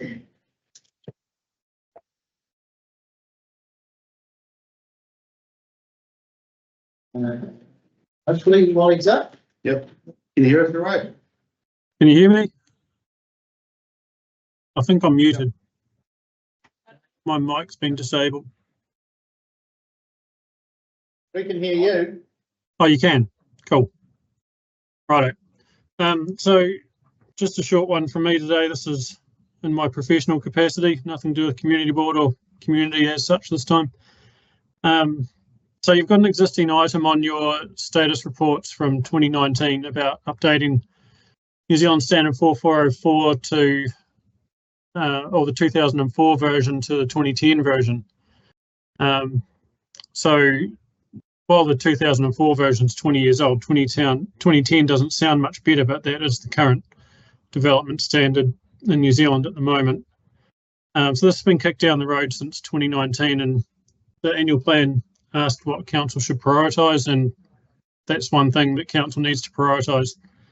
There's funding set aside apparently in this annual plan, so just making sure that funding stays in there and that this project stays on track. So just a bit of background to it, because I mean not everyone on the council potentially works in land development, but the 4404 basically it's the baseline for land development or land development construction in New Zealand. There's local variations, and that's where CODC has an addendum which goes through local things like what their local take on road is. Things like soak holes are a lot more prolific in Central Otago than they are in other parts of the country. So if nothing else, it's going to facilitate a discussion between consultants like myself and council's engineers. It's an important document because it's council's way of controlling land development. So there's not ad hoc extensions to roads and services and whatnot. So it's a controlling factor, but it's also, perhaps more importantly from my side, it facilitates development. So if we know what the baselines are, what we're designing to, then we can efficiently get development done around Central Otago. Recently, I mean, we went through a really bad patch in about 2018 with council, filling in gaps between unknowns or unstated bits between 4404 and the addendum. We've been through one recently as well, like some out of the blue, we can spend up to 10 grand just trying to get an engineering approval through council for what would otherwise be a pretty mundane 2-lot subdivision. So that's something that we can certainly iron out through a process of updating to 2010 and getting the new addendum. But yeah, I guess if nothing else, it's going to create this discussion so we can work through these issues a bit better and get into the 21st century with it. Thanks, Wally. Before I ask for questions from councillors, I'm going to ask probably Louise. I see the work is scheduled for September, October 24. Is that indicated that that's when it's going to start, or when it might finish, or what's the timeline? I have no idea what this sort of thing will take. The problem has been resourced, and I actually had a discussion on this morning, but it's subject to getting resource, but we're aiming to be doing the work in that time, and we will be consulting with the development community as well. So September, October, we'll be doing the work. So pending resource. Yeah. And Wally's not the only person talking on this day. Pending resource will be done this year. Yep. Yes. Right. And we do acknowledge that it's important. We currently do have a standard. We're not without one, but we do acknowledge that we need to review it. Excellent. Did you hear all that, Wally? Yeah, the original 2019 paper it detailed a process of coming up with drafts and then going out for consultation and then whittling it down into a final product. So, I mean, the original 2019 paper seems good. Just got to do it, that's all. Okay, cool. Any questions for Wally, councillors? Thanks, Wally. No. Excellent. Thanks very much, Wally. Appreciate it. Next, we've got Campbell Hills. Similar topic, but nonetheless. Campbell, thank you so much for coming. Thank you. Page 47, Campbell. Welcome. Yeah, I probably don't actually have too much to add really, and I don't really see the point in reading the submission that I've put through. Yeah. I guess from my perspective, which is in terms of my position here today, I'm acting on behalf of the business that I'm a partner in, Coterra, but also the wider industry. And I suppose something that we've seen as a group in the last 8 or so months is that there's been a little bit of a breakdown between different council departments through the process. So from resource consent stage through land development engineering or engineering approval, and then on to the waters connection to council services, we have noticed that quite often we would have a consent or even have an engineering approval, and then it comes time for the contractor to get on site and start doing work, and they're applying for their connection to council services. And then they get a whole list of stuff come back that might be at odds with the conditions of consent or the engineering approval, the plan we prepared that's been granted.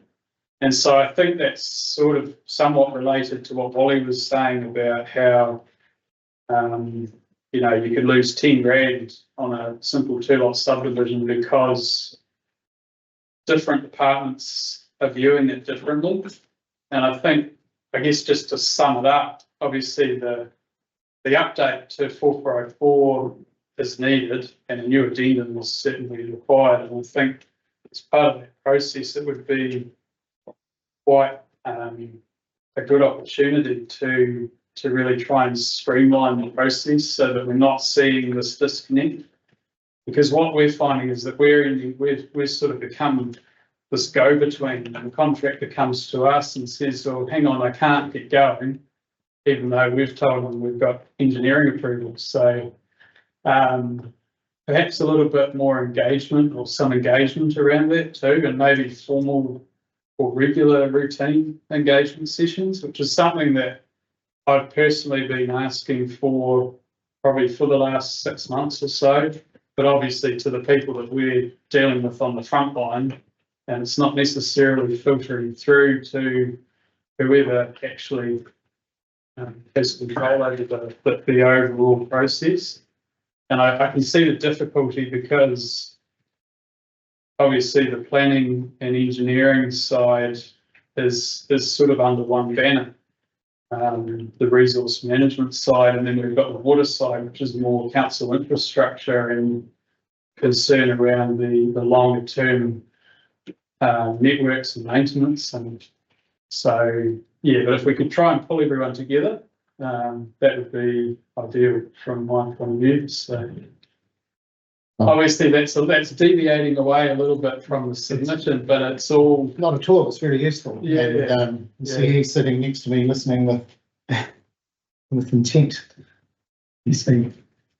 I think a good place to start would be some routine engagement sessions with people in our industry, just so that we can get these ideas out there, voice our concerns around some of the roadblocks that we're seeing. Because if we can open the dialogue, then we can all be more efficient, and ultimately that's a win-win. So sounds ideal. I was question. You're obviously sitting here for the whole time I've been here. I've been late, I had other jobs on today, but I guess the challenge we find and the challenge of the industry you're in is growth. Yeah. And one way that my mind tells me the rates will become easier and fairer is if we have growth in our region to have growth, we've got to have some of the things that other people don't want to pay for in the future. Yeah. I mean, and I guess we got to feel that we're on the right track too, because if the land value goes up and the capital value goes up and the surge schemes go in, Yeah. and the land is opened up, there's new development and new halls or whatever. Yeah. I guess that's what we struggle with as development, make sure that you guys can walk down proud down the street. So we did that development and made that affordable housing. Yeah. And you guys go, well, that's it, we've got to lift in our value, and that was at 21% in 2024. Seemed a lot at the time. I was looking, we've gotten that down the road. I mean, are we on the right track? I certainly think you're on the right track in terms of the investment that's being put into, well, Three Waters in particular. And that's something that became quite evident through the Plan Change 19 process, was that a lot of the infrastructure was already at capacity. And I'm aware that as a result, there's been a lot of fast tracking with wastewater treatment upgrades and trunk water servicing, or water treatment in Cromwell, for example.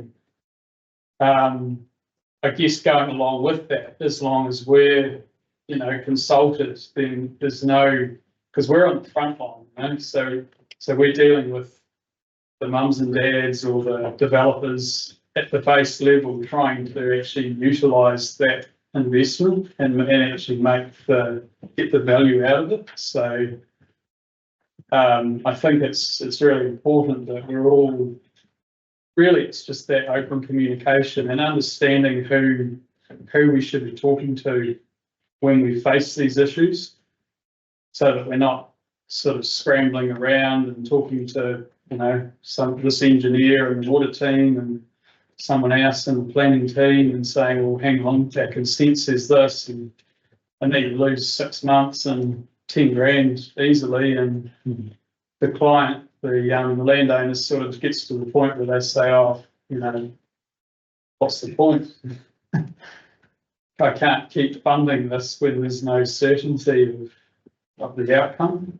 So, yeah, it really just comes down to that engagement, really, from my point of view, because there's no point investing all this money in all this infrastructure in front of an age of growth if our job is made so hard that, it's And that all sits in this office? Yes, yeah, essentially from what I'm seeing it does. It's just an interdepartmental thing. Stu Calder's here as well, and he may have more to add from his experience, but certainly what I've seen in the last 6-8 months, that's been the issue. So, yeah. Excellent. Any other questions? It's just really recent. I would say October last year was when we really started to notice that we were facing challenge. Yeah.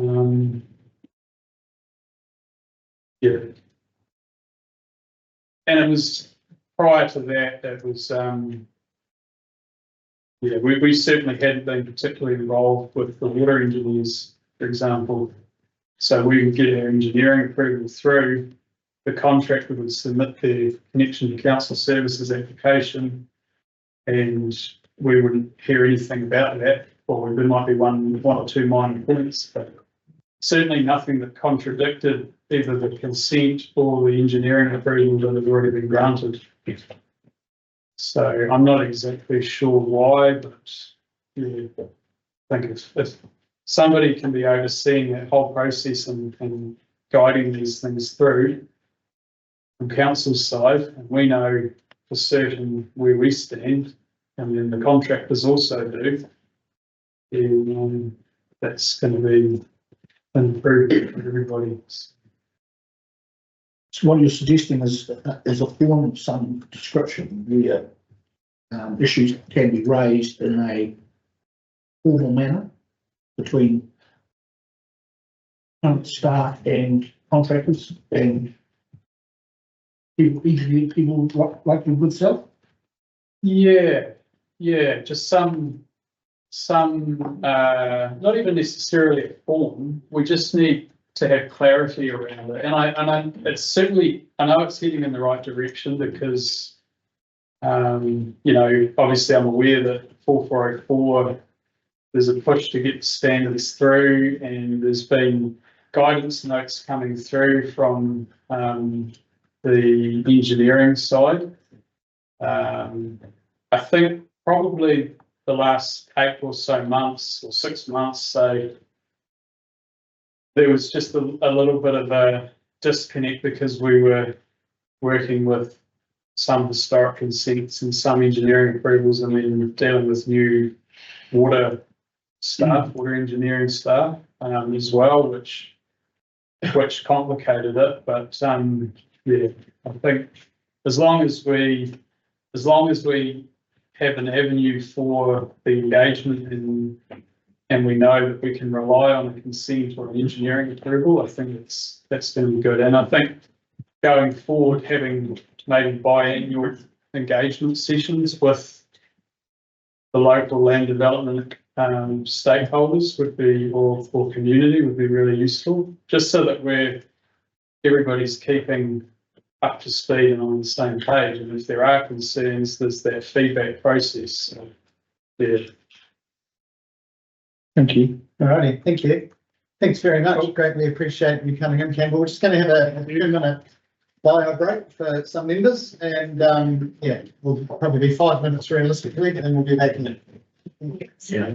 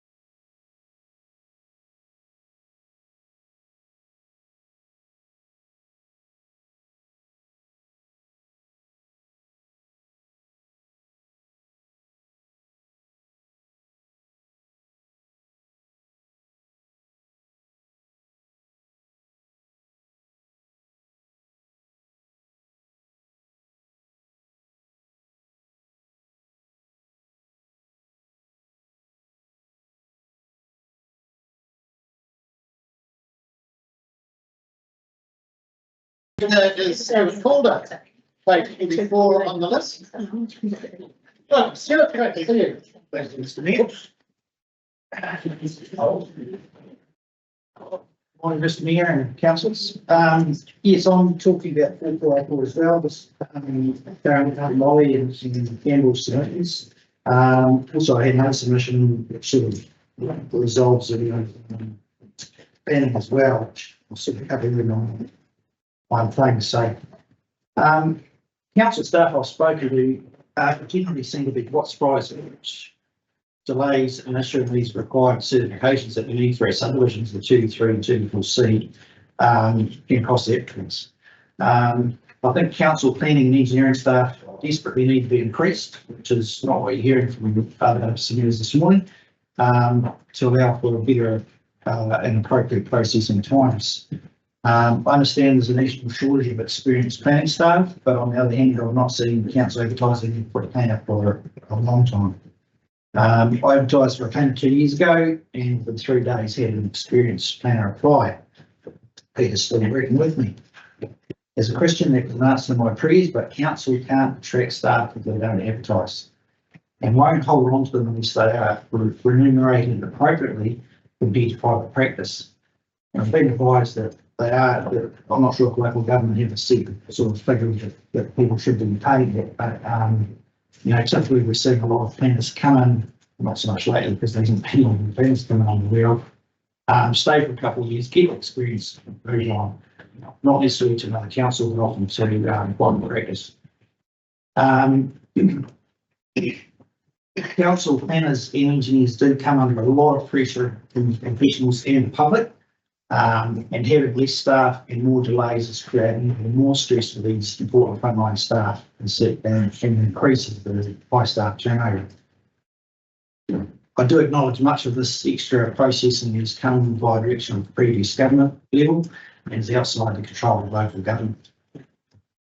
Currently, it seems that about 75% of consent applications are sent out to external consultants, and about 25% are retained by in-house planning staff. I think these figures should be reversed over time to provide a better consistency in processing, with external consultants only taking the excess in times of exceptionally high demand.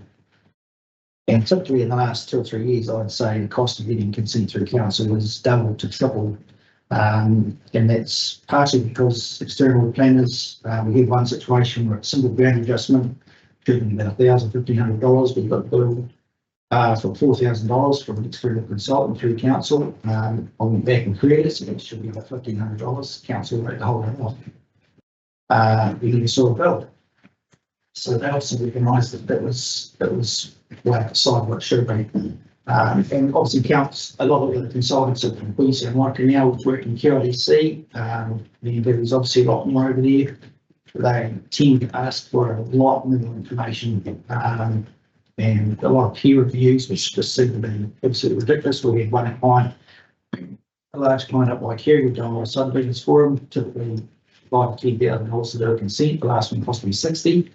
$20,000 of that was the peer review the council commissioned to peer review landscape assessment. And in my opinion, that last consented application had the least effect of all previous subdivisions being located on a flat first start of the valley. Critically, I think regarding the 2D3s, not 2D3s, 2D3s over a statutory time frame, so that they're actually fine. It's the 2D4Cs, but I think there needs to be an urgent request channel for urgent jobs and large jobs to get processed in a better time frame. And you know, council can charge a significantly higher cost for these to cover the cost of the extra staff. The money spent by clients in delays. I've got one client that's costing $6,000 a day in interest. So paying another $1,000 to get his consent through a week early, it really is peanuts. For example, I recently got a subdivision that's both the Clutha and Central Otago District Councils down Rose Junction. And although to be fair, the majority of the land is contained within the CRDC boundary, we had applied for separate consents from Clutha and CRDC. response times for Clutha getting 224C signed off, which was applied for on the 14th day of May. It was 3 days. We have asked for urgency and we're still waiting from CODC for this signature. It's for a large block being sold for forestry. The guys can't start planting the trees until they get 224 to the title. Titles will be at least in 224C. The cost on that situation, $500 in lost interest, and so, you know, based on an extra 14 days over an expected 14 days turnaround, it's cost the client about $70,000 in extra delays. This is just one example that shows the board's timeliness and processing, not only consents to sign-offs. I think a standard stream could also be retained just for the smaller 2-lot subdivisions where things, there's not so much money at stake, but I think that I realise that the cost of living crisis, the increasing staff seems to be counterproductive for the ratepayer. In those circumstances, applicants are also ratepayers and extra fees charged with mainly once established. The second urgent stream will be self-funding. Yeah. And I think that's sorry. Questions, councillors? Interesting. Do you want to go first, please? Thank you for your suggestions. That's really helpful. And I recognise and appreciate your comment around the difficulty in attracting and retaining staff. So I just have a question for you. If you, knowing what you know about planning and both the way it operates within local government and some of the really public scrutiny that our planners come under, and then the way that you operate in business, if you had children studying planning, would you encourage them to join a local council and, more importantly, to remain with one? If it was my children, I'd suggest going for experience and then going out as a consultant. Which is precisely the challenge we have in attracting and retaining qualified, competent staff that can then mentor newbies.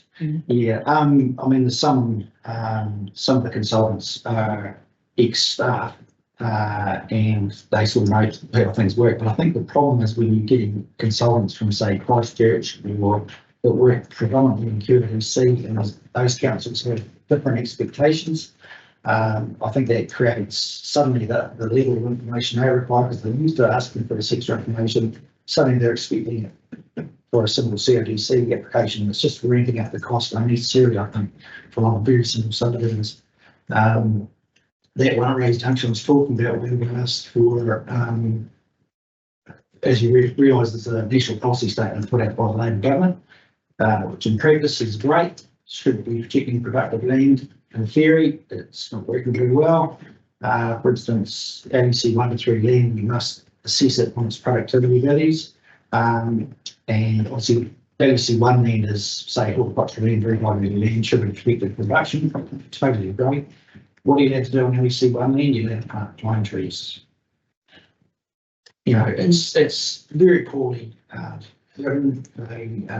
They work on outdated maps. I mean, we've got dairy farms in ABC 6 land, which are obviously highly productive under a pivot.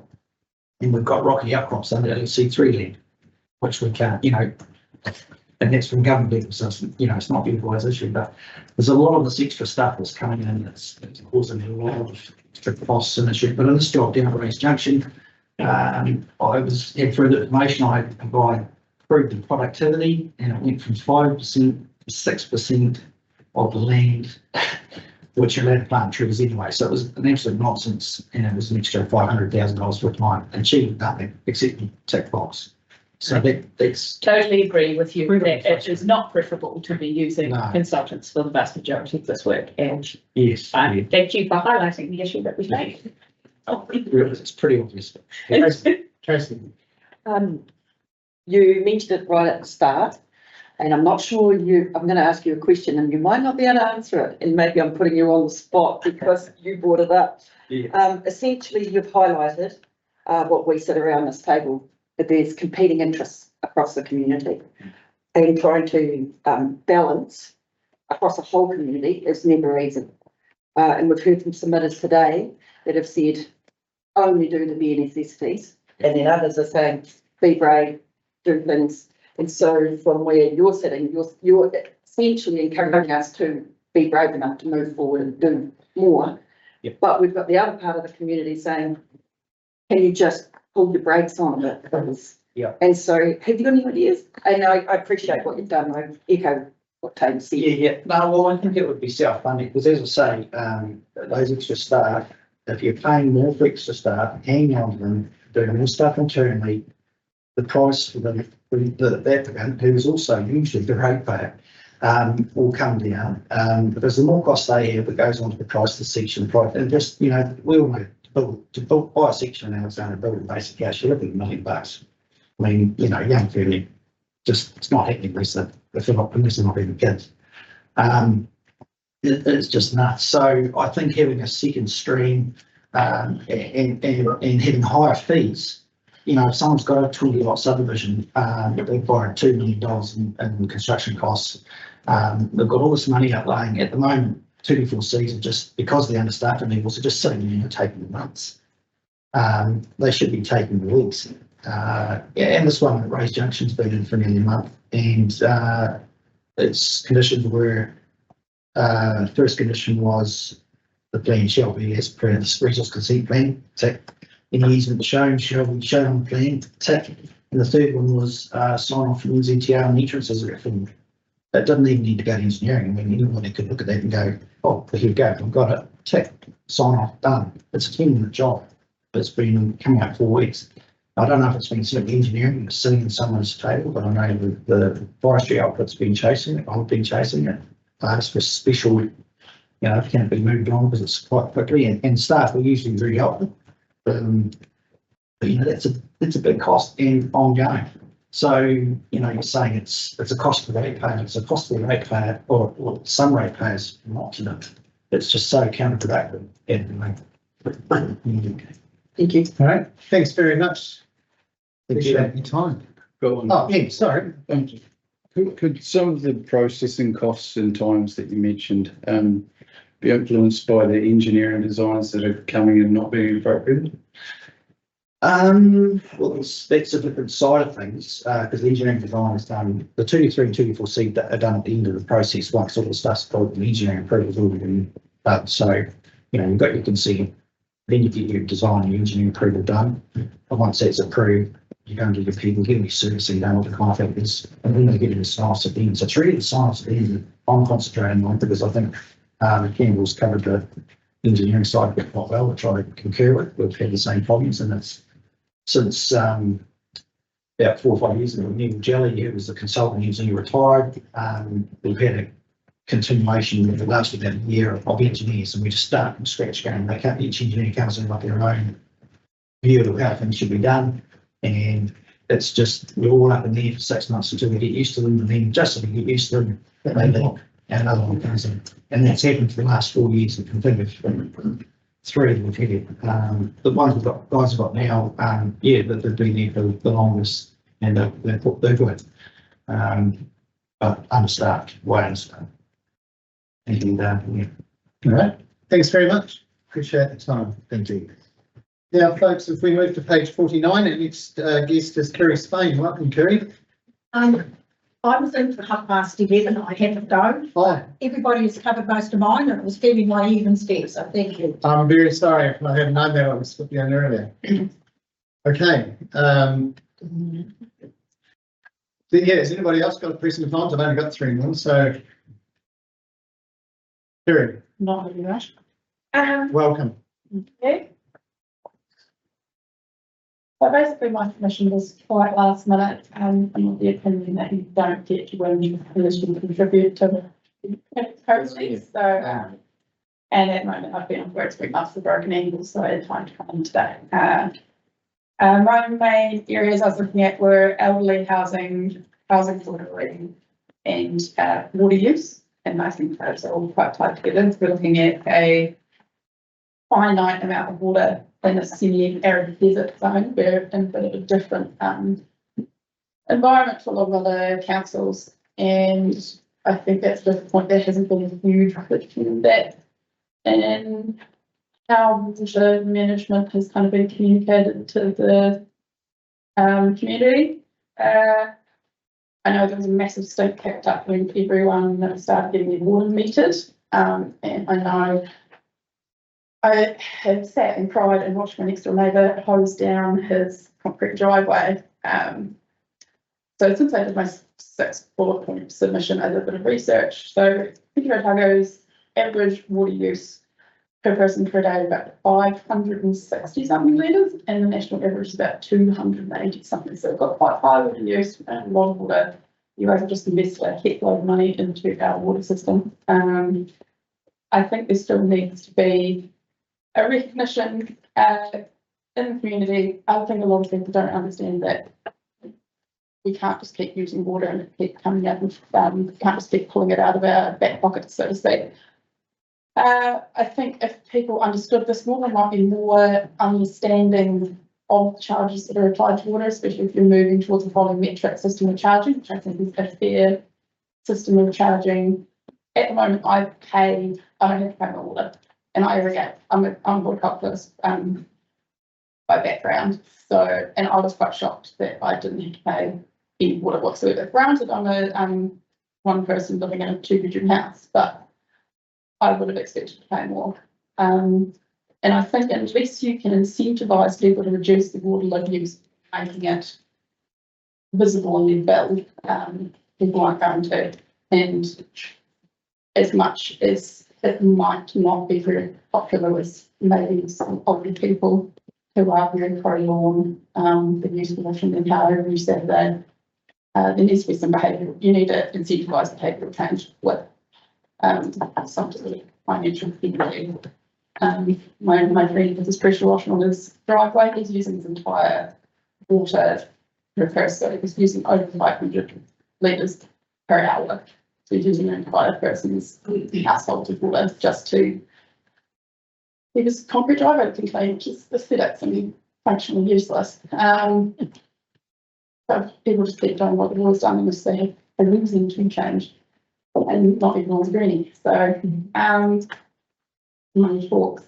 My other thing I was looking at, I've always lived in this town pretty much. We dalliance in Dunedin and up in the North East and the QLDC. I recently came back and managed to buy a house. I was in a position where I had an inheritance, so I was able to, still struggled as a single person with a mortgage. So looking at things under 700,000. Looking at a small house, don't have kids, didn't have a partner at the time. Some of my age is in direct competition with the older people in this community because they want to downsize. So a 2-bedroom house, you're not going to get more than what, 750 for it. So that's within the realms of a first home buyer, but you're directly competing with older people trying to downsize because no one builds 2-bedroom houses anymore because it's not profitable. So I saw recently you guys were looking at working with the Affordable Housing Trust, which I think is cool. But I think if you're going to specify to developers that they need to have an affordable housing area, if you keep those to like 1 to 2 bedroom houses and that they can only be purchased by people that are already residing locally, that's really the only way you're going to prevent those prices from jumping up. You're seeing Queenstown over and over again, houses come on the market as affordable houses. At $800,000, and next time they're sold, the price just skyrockets. By reducing the size, you're providing more appropriate places for older people to downsize to, and you also increase the number of those houses for people like me who don't want a 4-bedroom, 2-bathroom, 2-garage house because it's unnecessary. And in my experience with my parents, because there's nowhere to downsize, we tried to downsize my mum maybe 3 or 4 years ago. They stay in these massive houses for longer, and it's actually not good for the housing stock because the houses deteriorate. So overall, I think it's a win-win. If that's something that the council mandated, that's within your lot. Yeah. So. Excellent, thanks, Kerry. I have to say we're kindred spirits, so I absolutely agree with what you're saying. There's a couple of bits of information that might be helpful. We will be looking at volumetric charging and how that's weighted at the moment in the LTP next year. That's the intention at the moment. We haven't quite finalised everything, but I think you're right. I'm very big on user pays for water, and I was here when we first brought the water meters in and saw the 25% reduction virtually overnight in our water usage. And maybe it's, I think personally, I think it's time to have another look at that. Let's see whether the amount that's given is gratis and the amount that's paid for needs to be tweaked or revamped in some shape or form. And also, we just passed last week a council plan change 19, still awaiting appeals. Haven't touched full market, haven't heard anything yet, but that will encourage densification, smaller housing, and so forth. We can't force it. Yeah, and I've talked to developers, as you probably have too, who say to me, well, I can build a 3-bedroom, 2-garage house and be sure to sell it. I don't know about it. Yeah. So I'm hoping we'll see a shift there, because you're exactly right. And smaller houses have got a lot of people at both ends of the chronological spectrum. So thank you. Questions, councillors? Yeah, I totally agree with housing, and Ranfurly especially, there's a lot of single people that live in a big house that can't go anywhere. And I think our flats are 98 or something like that % occupied. And there's been a lot of work done on them. And I think, I know, well, a relation of my mother's, my father's actually, you know, they have to move out before we can house. That house has been sold twice now.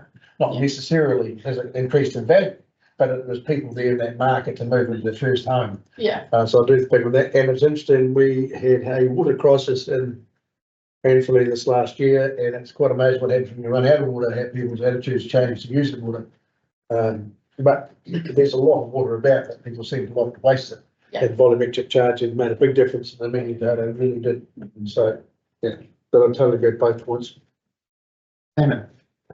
Talking about water conservation and water storage and setting aside the water that we treat for consumption, the way that we receive our rain has changed, and we're now getting these really intense downpours. Do you think people know enough about the kind of changes in our weather patterns to want to investigate rainwater tanks in particular for their properties? Because that's something you could do in town. How do you think we could get more of that out to people? Yeah, I think education's a massive part of it. And I know in other councils they've bulk bought tanks and then sold at cost. I think it's ridiculous that we don't have rainwater tanks in Alex. It's just, we never used to get much. You might get 40 mils in a day. But I mean, grab what you can. It's free and blowing off your roof anyway. I think there's just a general lack of understanding of our particular situation. I mean, there's a lot of people still stuck in a very like Eurocentric kind of green grass lawns mindset. Well, that's not where we live. And if you want to live there, move to Needham. It never ceases to amaze me. We're one of, I think it's still less than 10 of the 67 councils that has all that supplies needed. It just befuddles me how other councils can't look at our example, which roughly speaking is 25% drop in usage, 80% of people got a lot of water costs. Everyone's happy, but we're not doing it. I don't get it. And I'm sure whatever comes out of the Three Waters reforms, we wind up with bigger entities and conglomerating into some sort of professional boards. That'll be the first thing that will happen. And people will hate it, despite the fact it's going to save 80% of the money. Brilliant. Kerry, thank you so much for coming. It's great to have you here. I hope your ankle comes right. All right, penultimately, Stephen Darling, if you have John Preedy join you, Stephen, I understand. Welcome. Great to see you both. Page 87 as well, folks. Thank you, Mayor, Chairman and councillors. Appreciate the opportunity to share some thoughts and suggestions and perhaps a few comments to council in relation to the 2024-25 annual plan. I'm speaking on behalf of Exit Fruit Growers Association, supported by Mr. John Preedy here, and we're also supported by Teviot Fruit Growers Association, representing fruit growers from Teviot Valley, the Ettrick, Millers Flat, Locksford, Goldford, Roxbury, and Hercules Flat. The segment I'd like to share is relating largely to the proposed level of rates increase and signalled in the plan. proposed plan. And members are strongly opposed to the extent and timing of the proposed increases for our ward and across the district. We submit that increases are unaffordable to ratepayers, inflationary and poorly timed. Proposal is already causing considerable anxiety for some Tibet residents and will, to some degree, exacerbate financial distress. We recommend that the rates proposal is reviewed and the rate increase is reduced.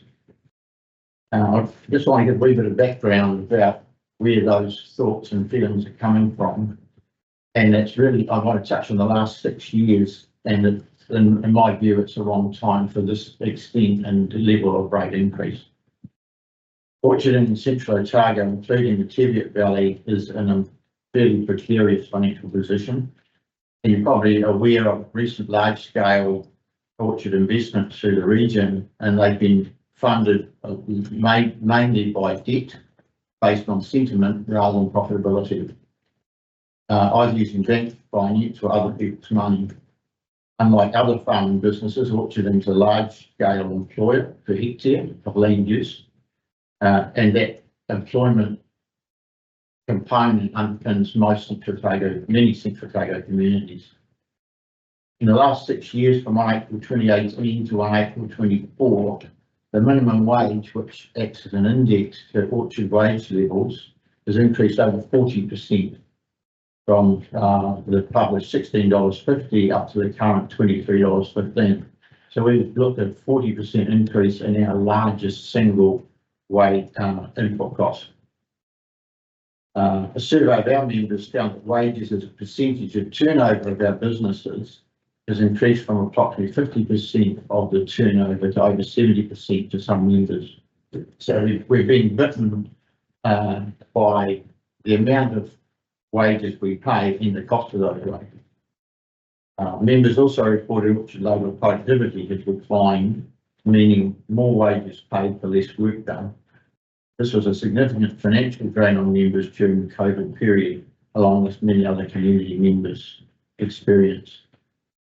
Which I want to touch on. Price of diesel has gone up 58% in the last 6 years, and where development has been funded by increased debt. Our interest rates and repayments have increased over threefold, from 3.5% to approximately 9.5% that we're paying today. So this is just the background to why members feel that the timing and extent of the rate increases is not appropriate. Our markets we sell into, because we're very export focused, are still depressed, and globally consumers are trading down from high price imported produce to lower cost alternatives.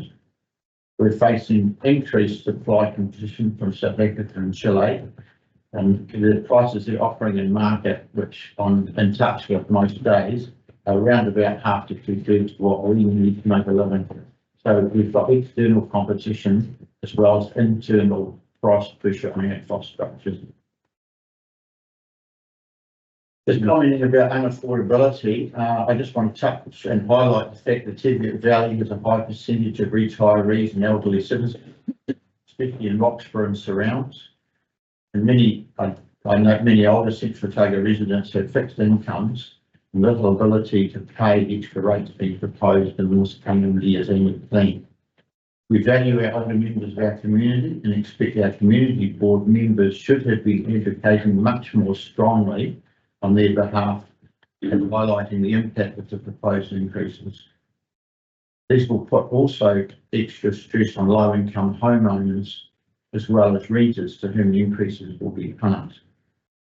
We note the economic restraint in our area as well as across Central Otago, and been touched on here this morning, the lack of affordable housing for residents as well as for our orchard staff.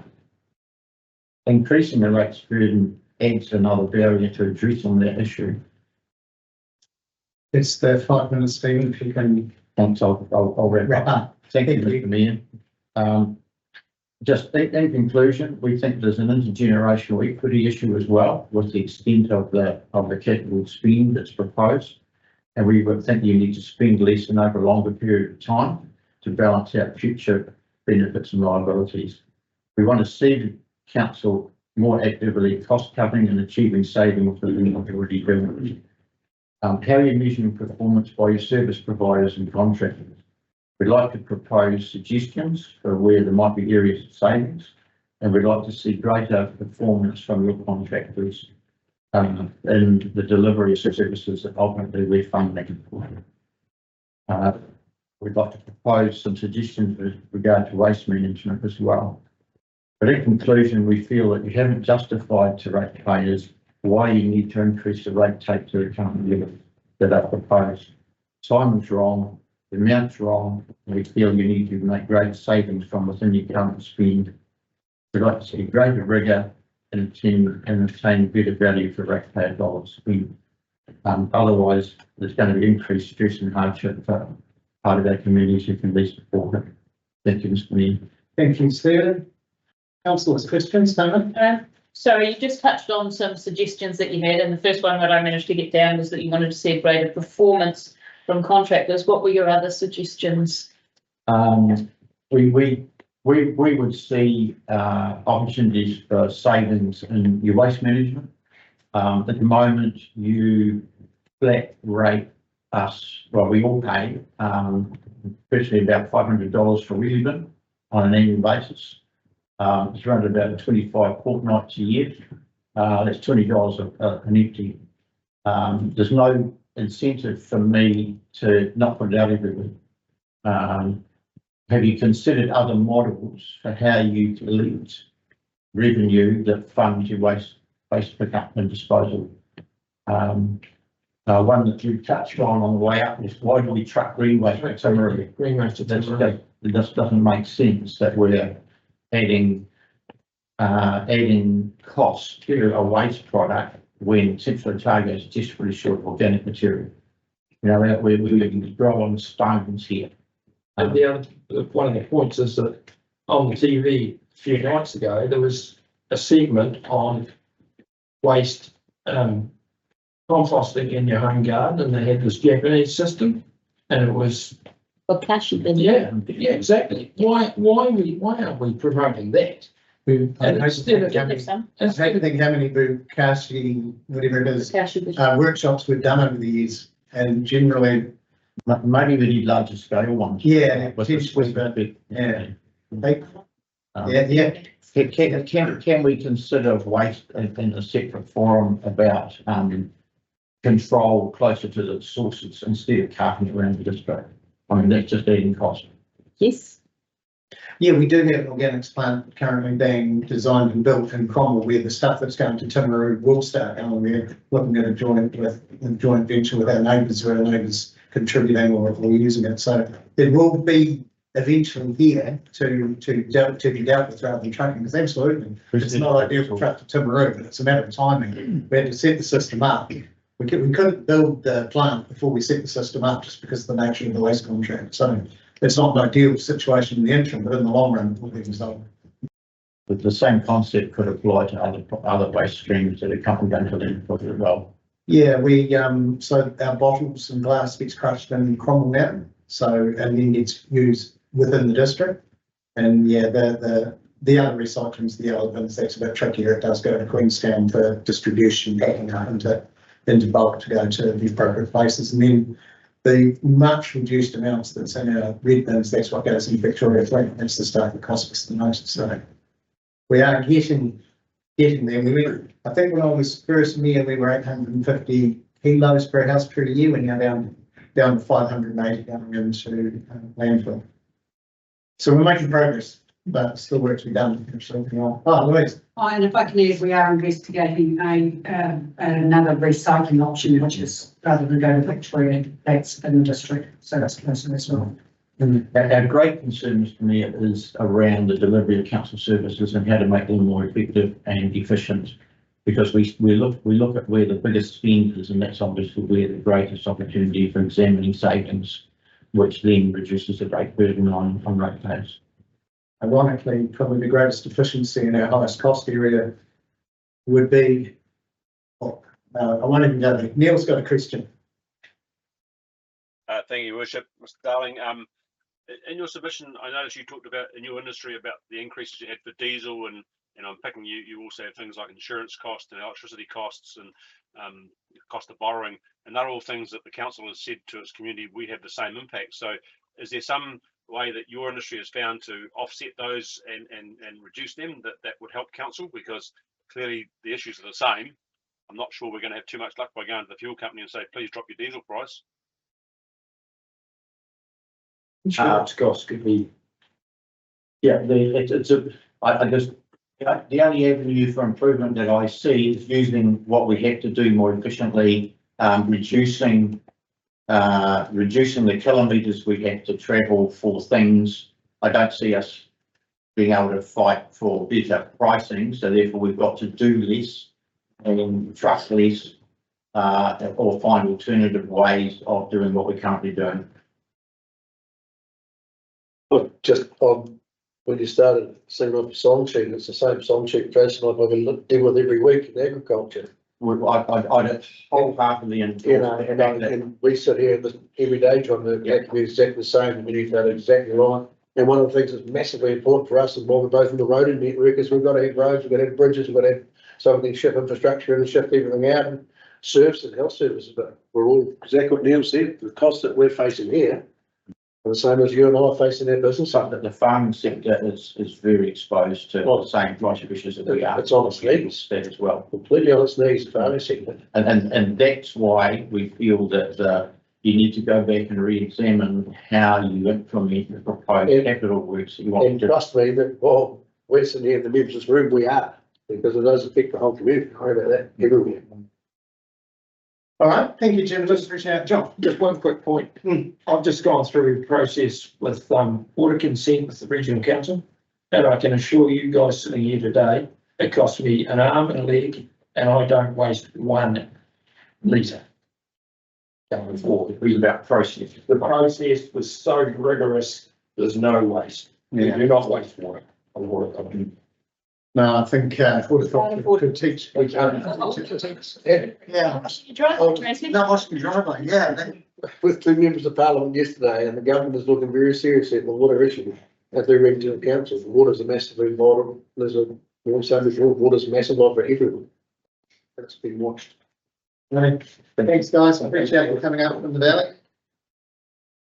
And finally, today we have Jill Booth. Welcome, Jill. Hi. Everyone know Jill, course member of the Tevere Valley Community Board. What was yours? So I'm submitting as an individual today, but I am a member of the Tevere Valley Community Board, and I waited for a wee while to see how our community board was going to react to proposed 33% rates increase for many of our people in Roxburgh. They did nothing, so I set up shop outside our local supermarket and started talking to people to see how it was going to affect them. A lot of them went into shock when they did find out that their rates were going up by 33%. For our older people on a fixed income, that's an extra $900 a year, which they won't be able to find unless they cut back on everything. So they were also shocked to learn a couple of the following points. So from Local Government New Zealand, a quote that consultation is a formal statutory process that occurs in response to a decision that has been taken, even if that decision is a draft decision. So the whole consultation process is a joke. The decision's already been made. The paper council to come down, listen to people and go home, and plan is already preconceived. Okay. Council must by its own code be transparent, and consultation and drop-in session is not transparent. 2 hours between 4 o'clock and 6 o'clock on a Wednesday is not going to afford people in Roxburgh to come to a meeting or talk to their council. The wellbeing agenda. In 2018, the 2018 amendment to the Local Government Act was enacted in 2019, and councils across New Zealand, in a world first, moved away from core services and adopted the wellbeing agenda. Councils now contract out what they were supposed to provide with the rates money within its boundary. Many of the core services, rubbish, infrastructure, water, are now contracted out to multinational companies such as EnviroWaste, WSP, Becker and more. The profits made from these companies flow offshore and are not kept in the Springfield. LGFA. The council structure of debt is certainly not transparent. Point one, the independent audit and risk chair, Mr. Bruce Robertson, is certainly not independent. Mr. Robertson is from and for the local government sector and is a well-known council consultant who advised 18 or so councils throughout New Zealand to increase their rates by 30%. I would like to know the full cost of Mr. Robertson's services to the council to come to this conclusion. Also shocking to find out for a lot of people is how our debt is structured through the local government sector, through LGFA, when they find out that there is no upper limit on the rates comes. So this comes from the Investors Forum page. So this is selling the council debt to overseas government, New Zealand and overseas investors. There is no upper limit on the rates of income. So that means that collectively everybody's private property and their public property is used as collateral against council debt. And we have never agreed to this. The other thing we have never agreed to is to become an aggregate council so that when one council goes bankrupt, other councils who have borrowed through LGFA then pick up the slack. Nobody in the Tevere Valley has agreed to become an aggregate council and to help pay for the debt of other councils, and it will come. Councils in Britain who have adopted the wellbeing agenda are going bankrupt. Councils in New Zealand have followed suit. So there's quite a few of them. So being an aggregate council also puts us into financial peril as the time goes on. Okay. People are also surprised to learn that rates are not a return for service. They are merely a property tax based on the value of your property. The government controls that through QV, so they can put the value of your property to whatever they want and then rate it to whatever they want. It seems a pretty unfair system. They're the bank and the bank. Now is a good time to have a town hall meeting in Roxburgh for elected council to talk to and take questions from the Tevere Valley ratepayers and residents. The property tax increase will cause untold stress, especially on Roxburgh's older and more vulnerable residents who will have to find another $900 or so a year on a fixed and limited income. They will cut power usage and food intake by cheaper and less healthy foods or cut back on medical care. It's the 5 minutes. Thanks, Jill. Do you want to wrap up? I find it ironic that because council cannot afford to pay its insurance and power, it feels free to the private ratepayers of the same and more. Council has become less of a representative body and more of a central government locally. So we're asking for a town hall meeting so that people know exactly what's going on. Thanks, Jill. Questions, councillors?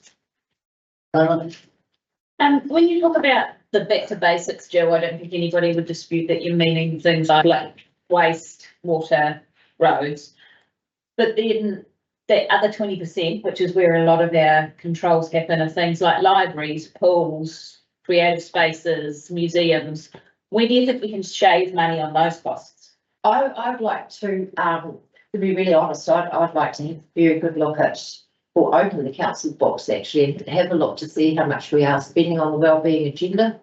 What things do you mean specifically? Because the council books are open, that they're available, everyone can get them, but what do you mean when you say the wellbeing agenda? What costs specifically are you talking about? Because I don't know how much this council is spending on the wellbeing agenda, but you know, it'd be good to go back to good basic water, okay, without it having to be a gold-plated, double diamond, you know, huge standard which the government is now putting up. Okay, bring our water back to manageable.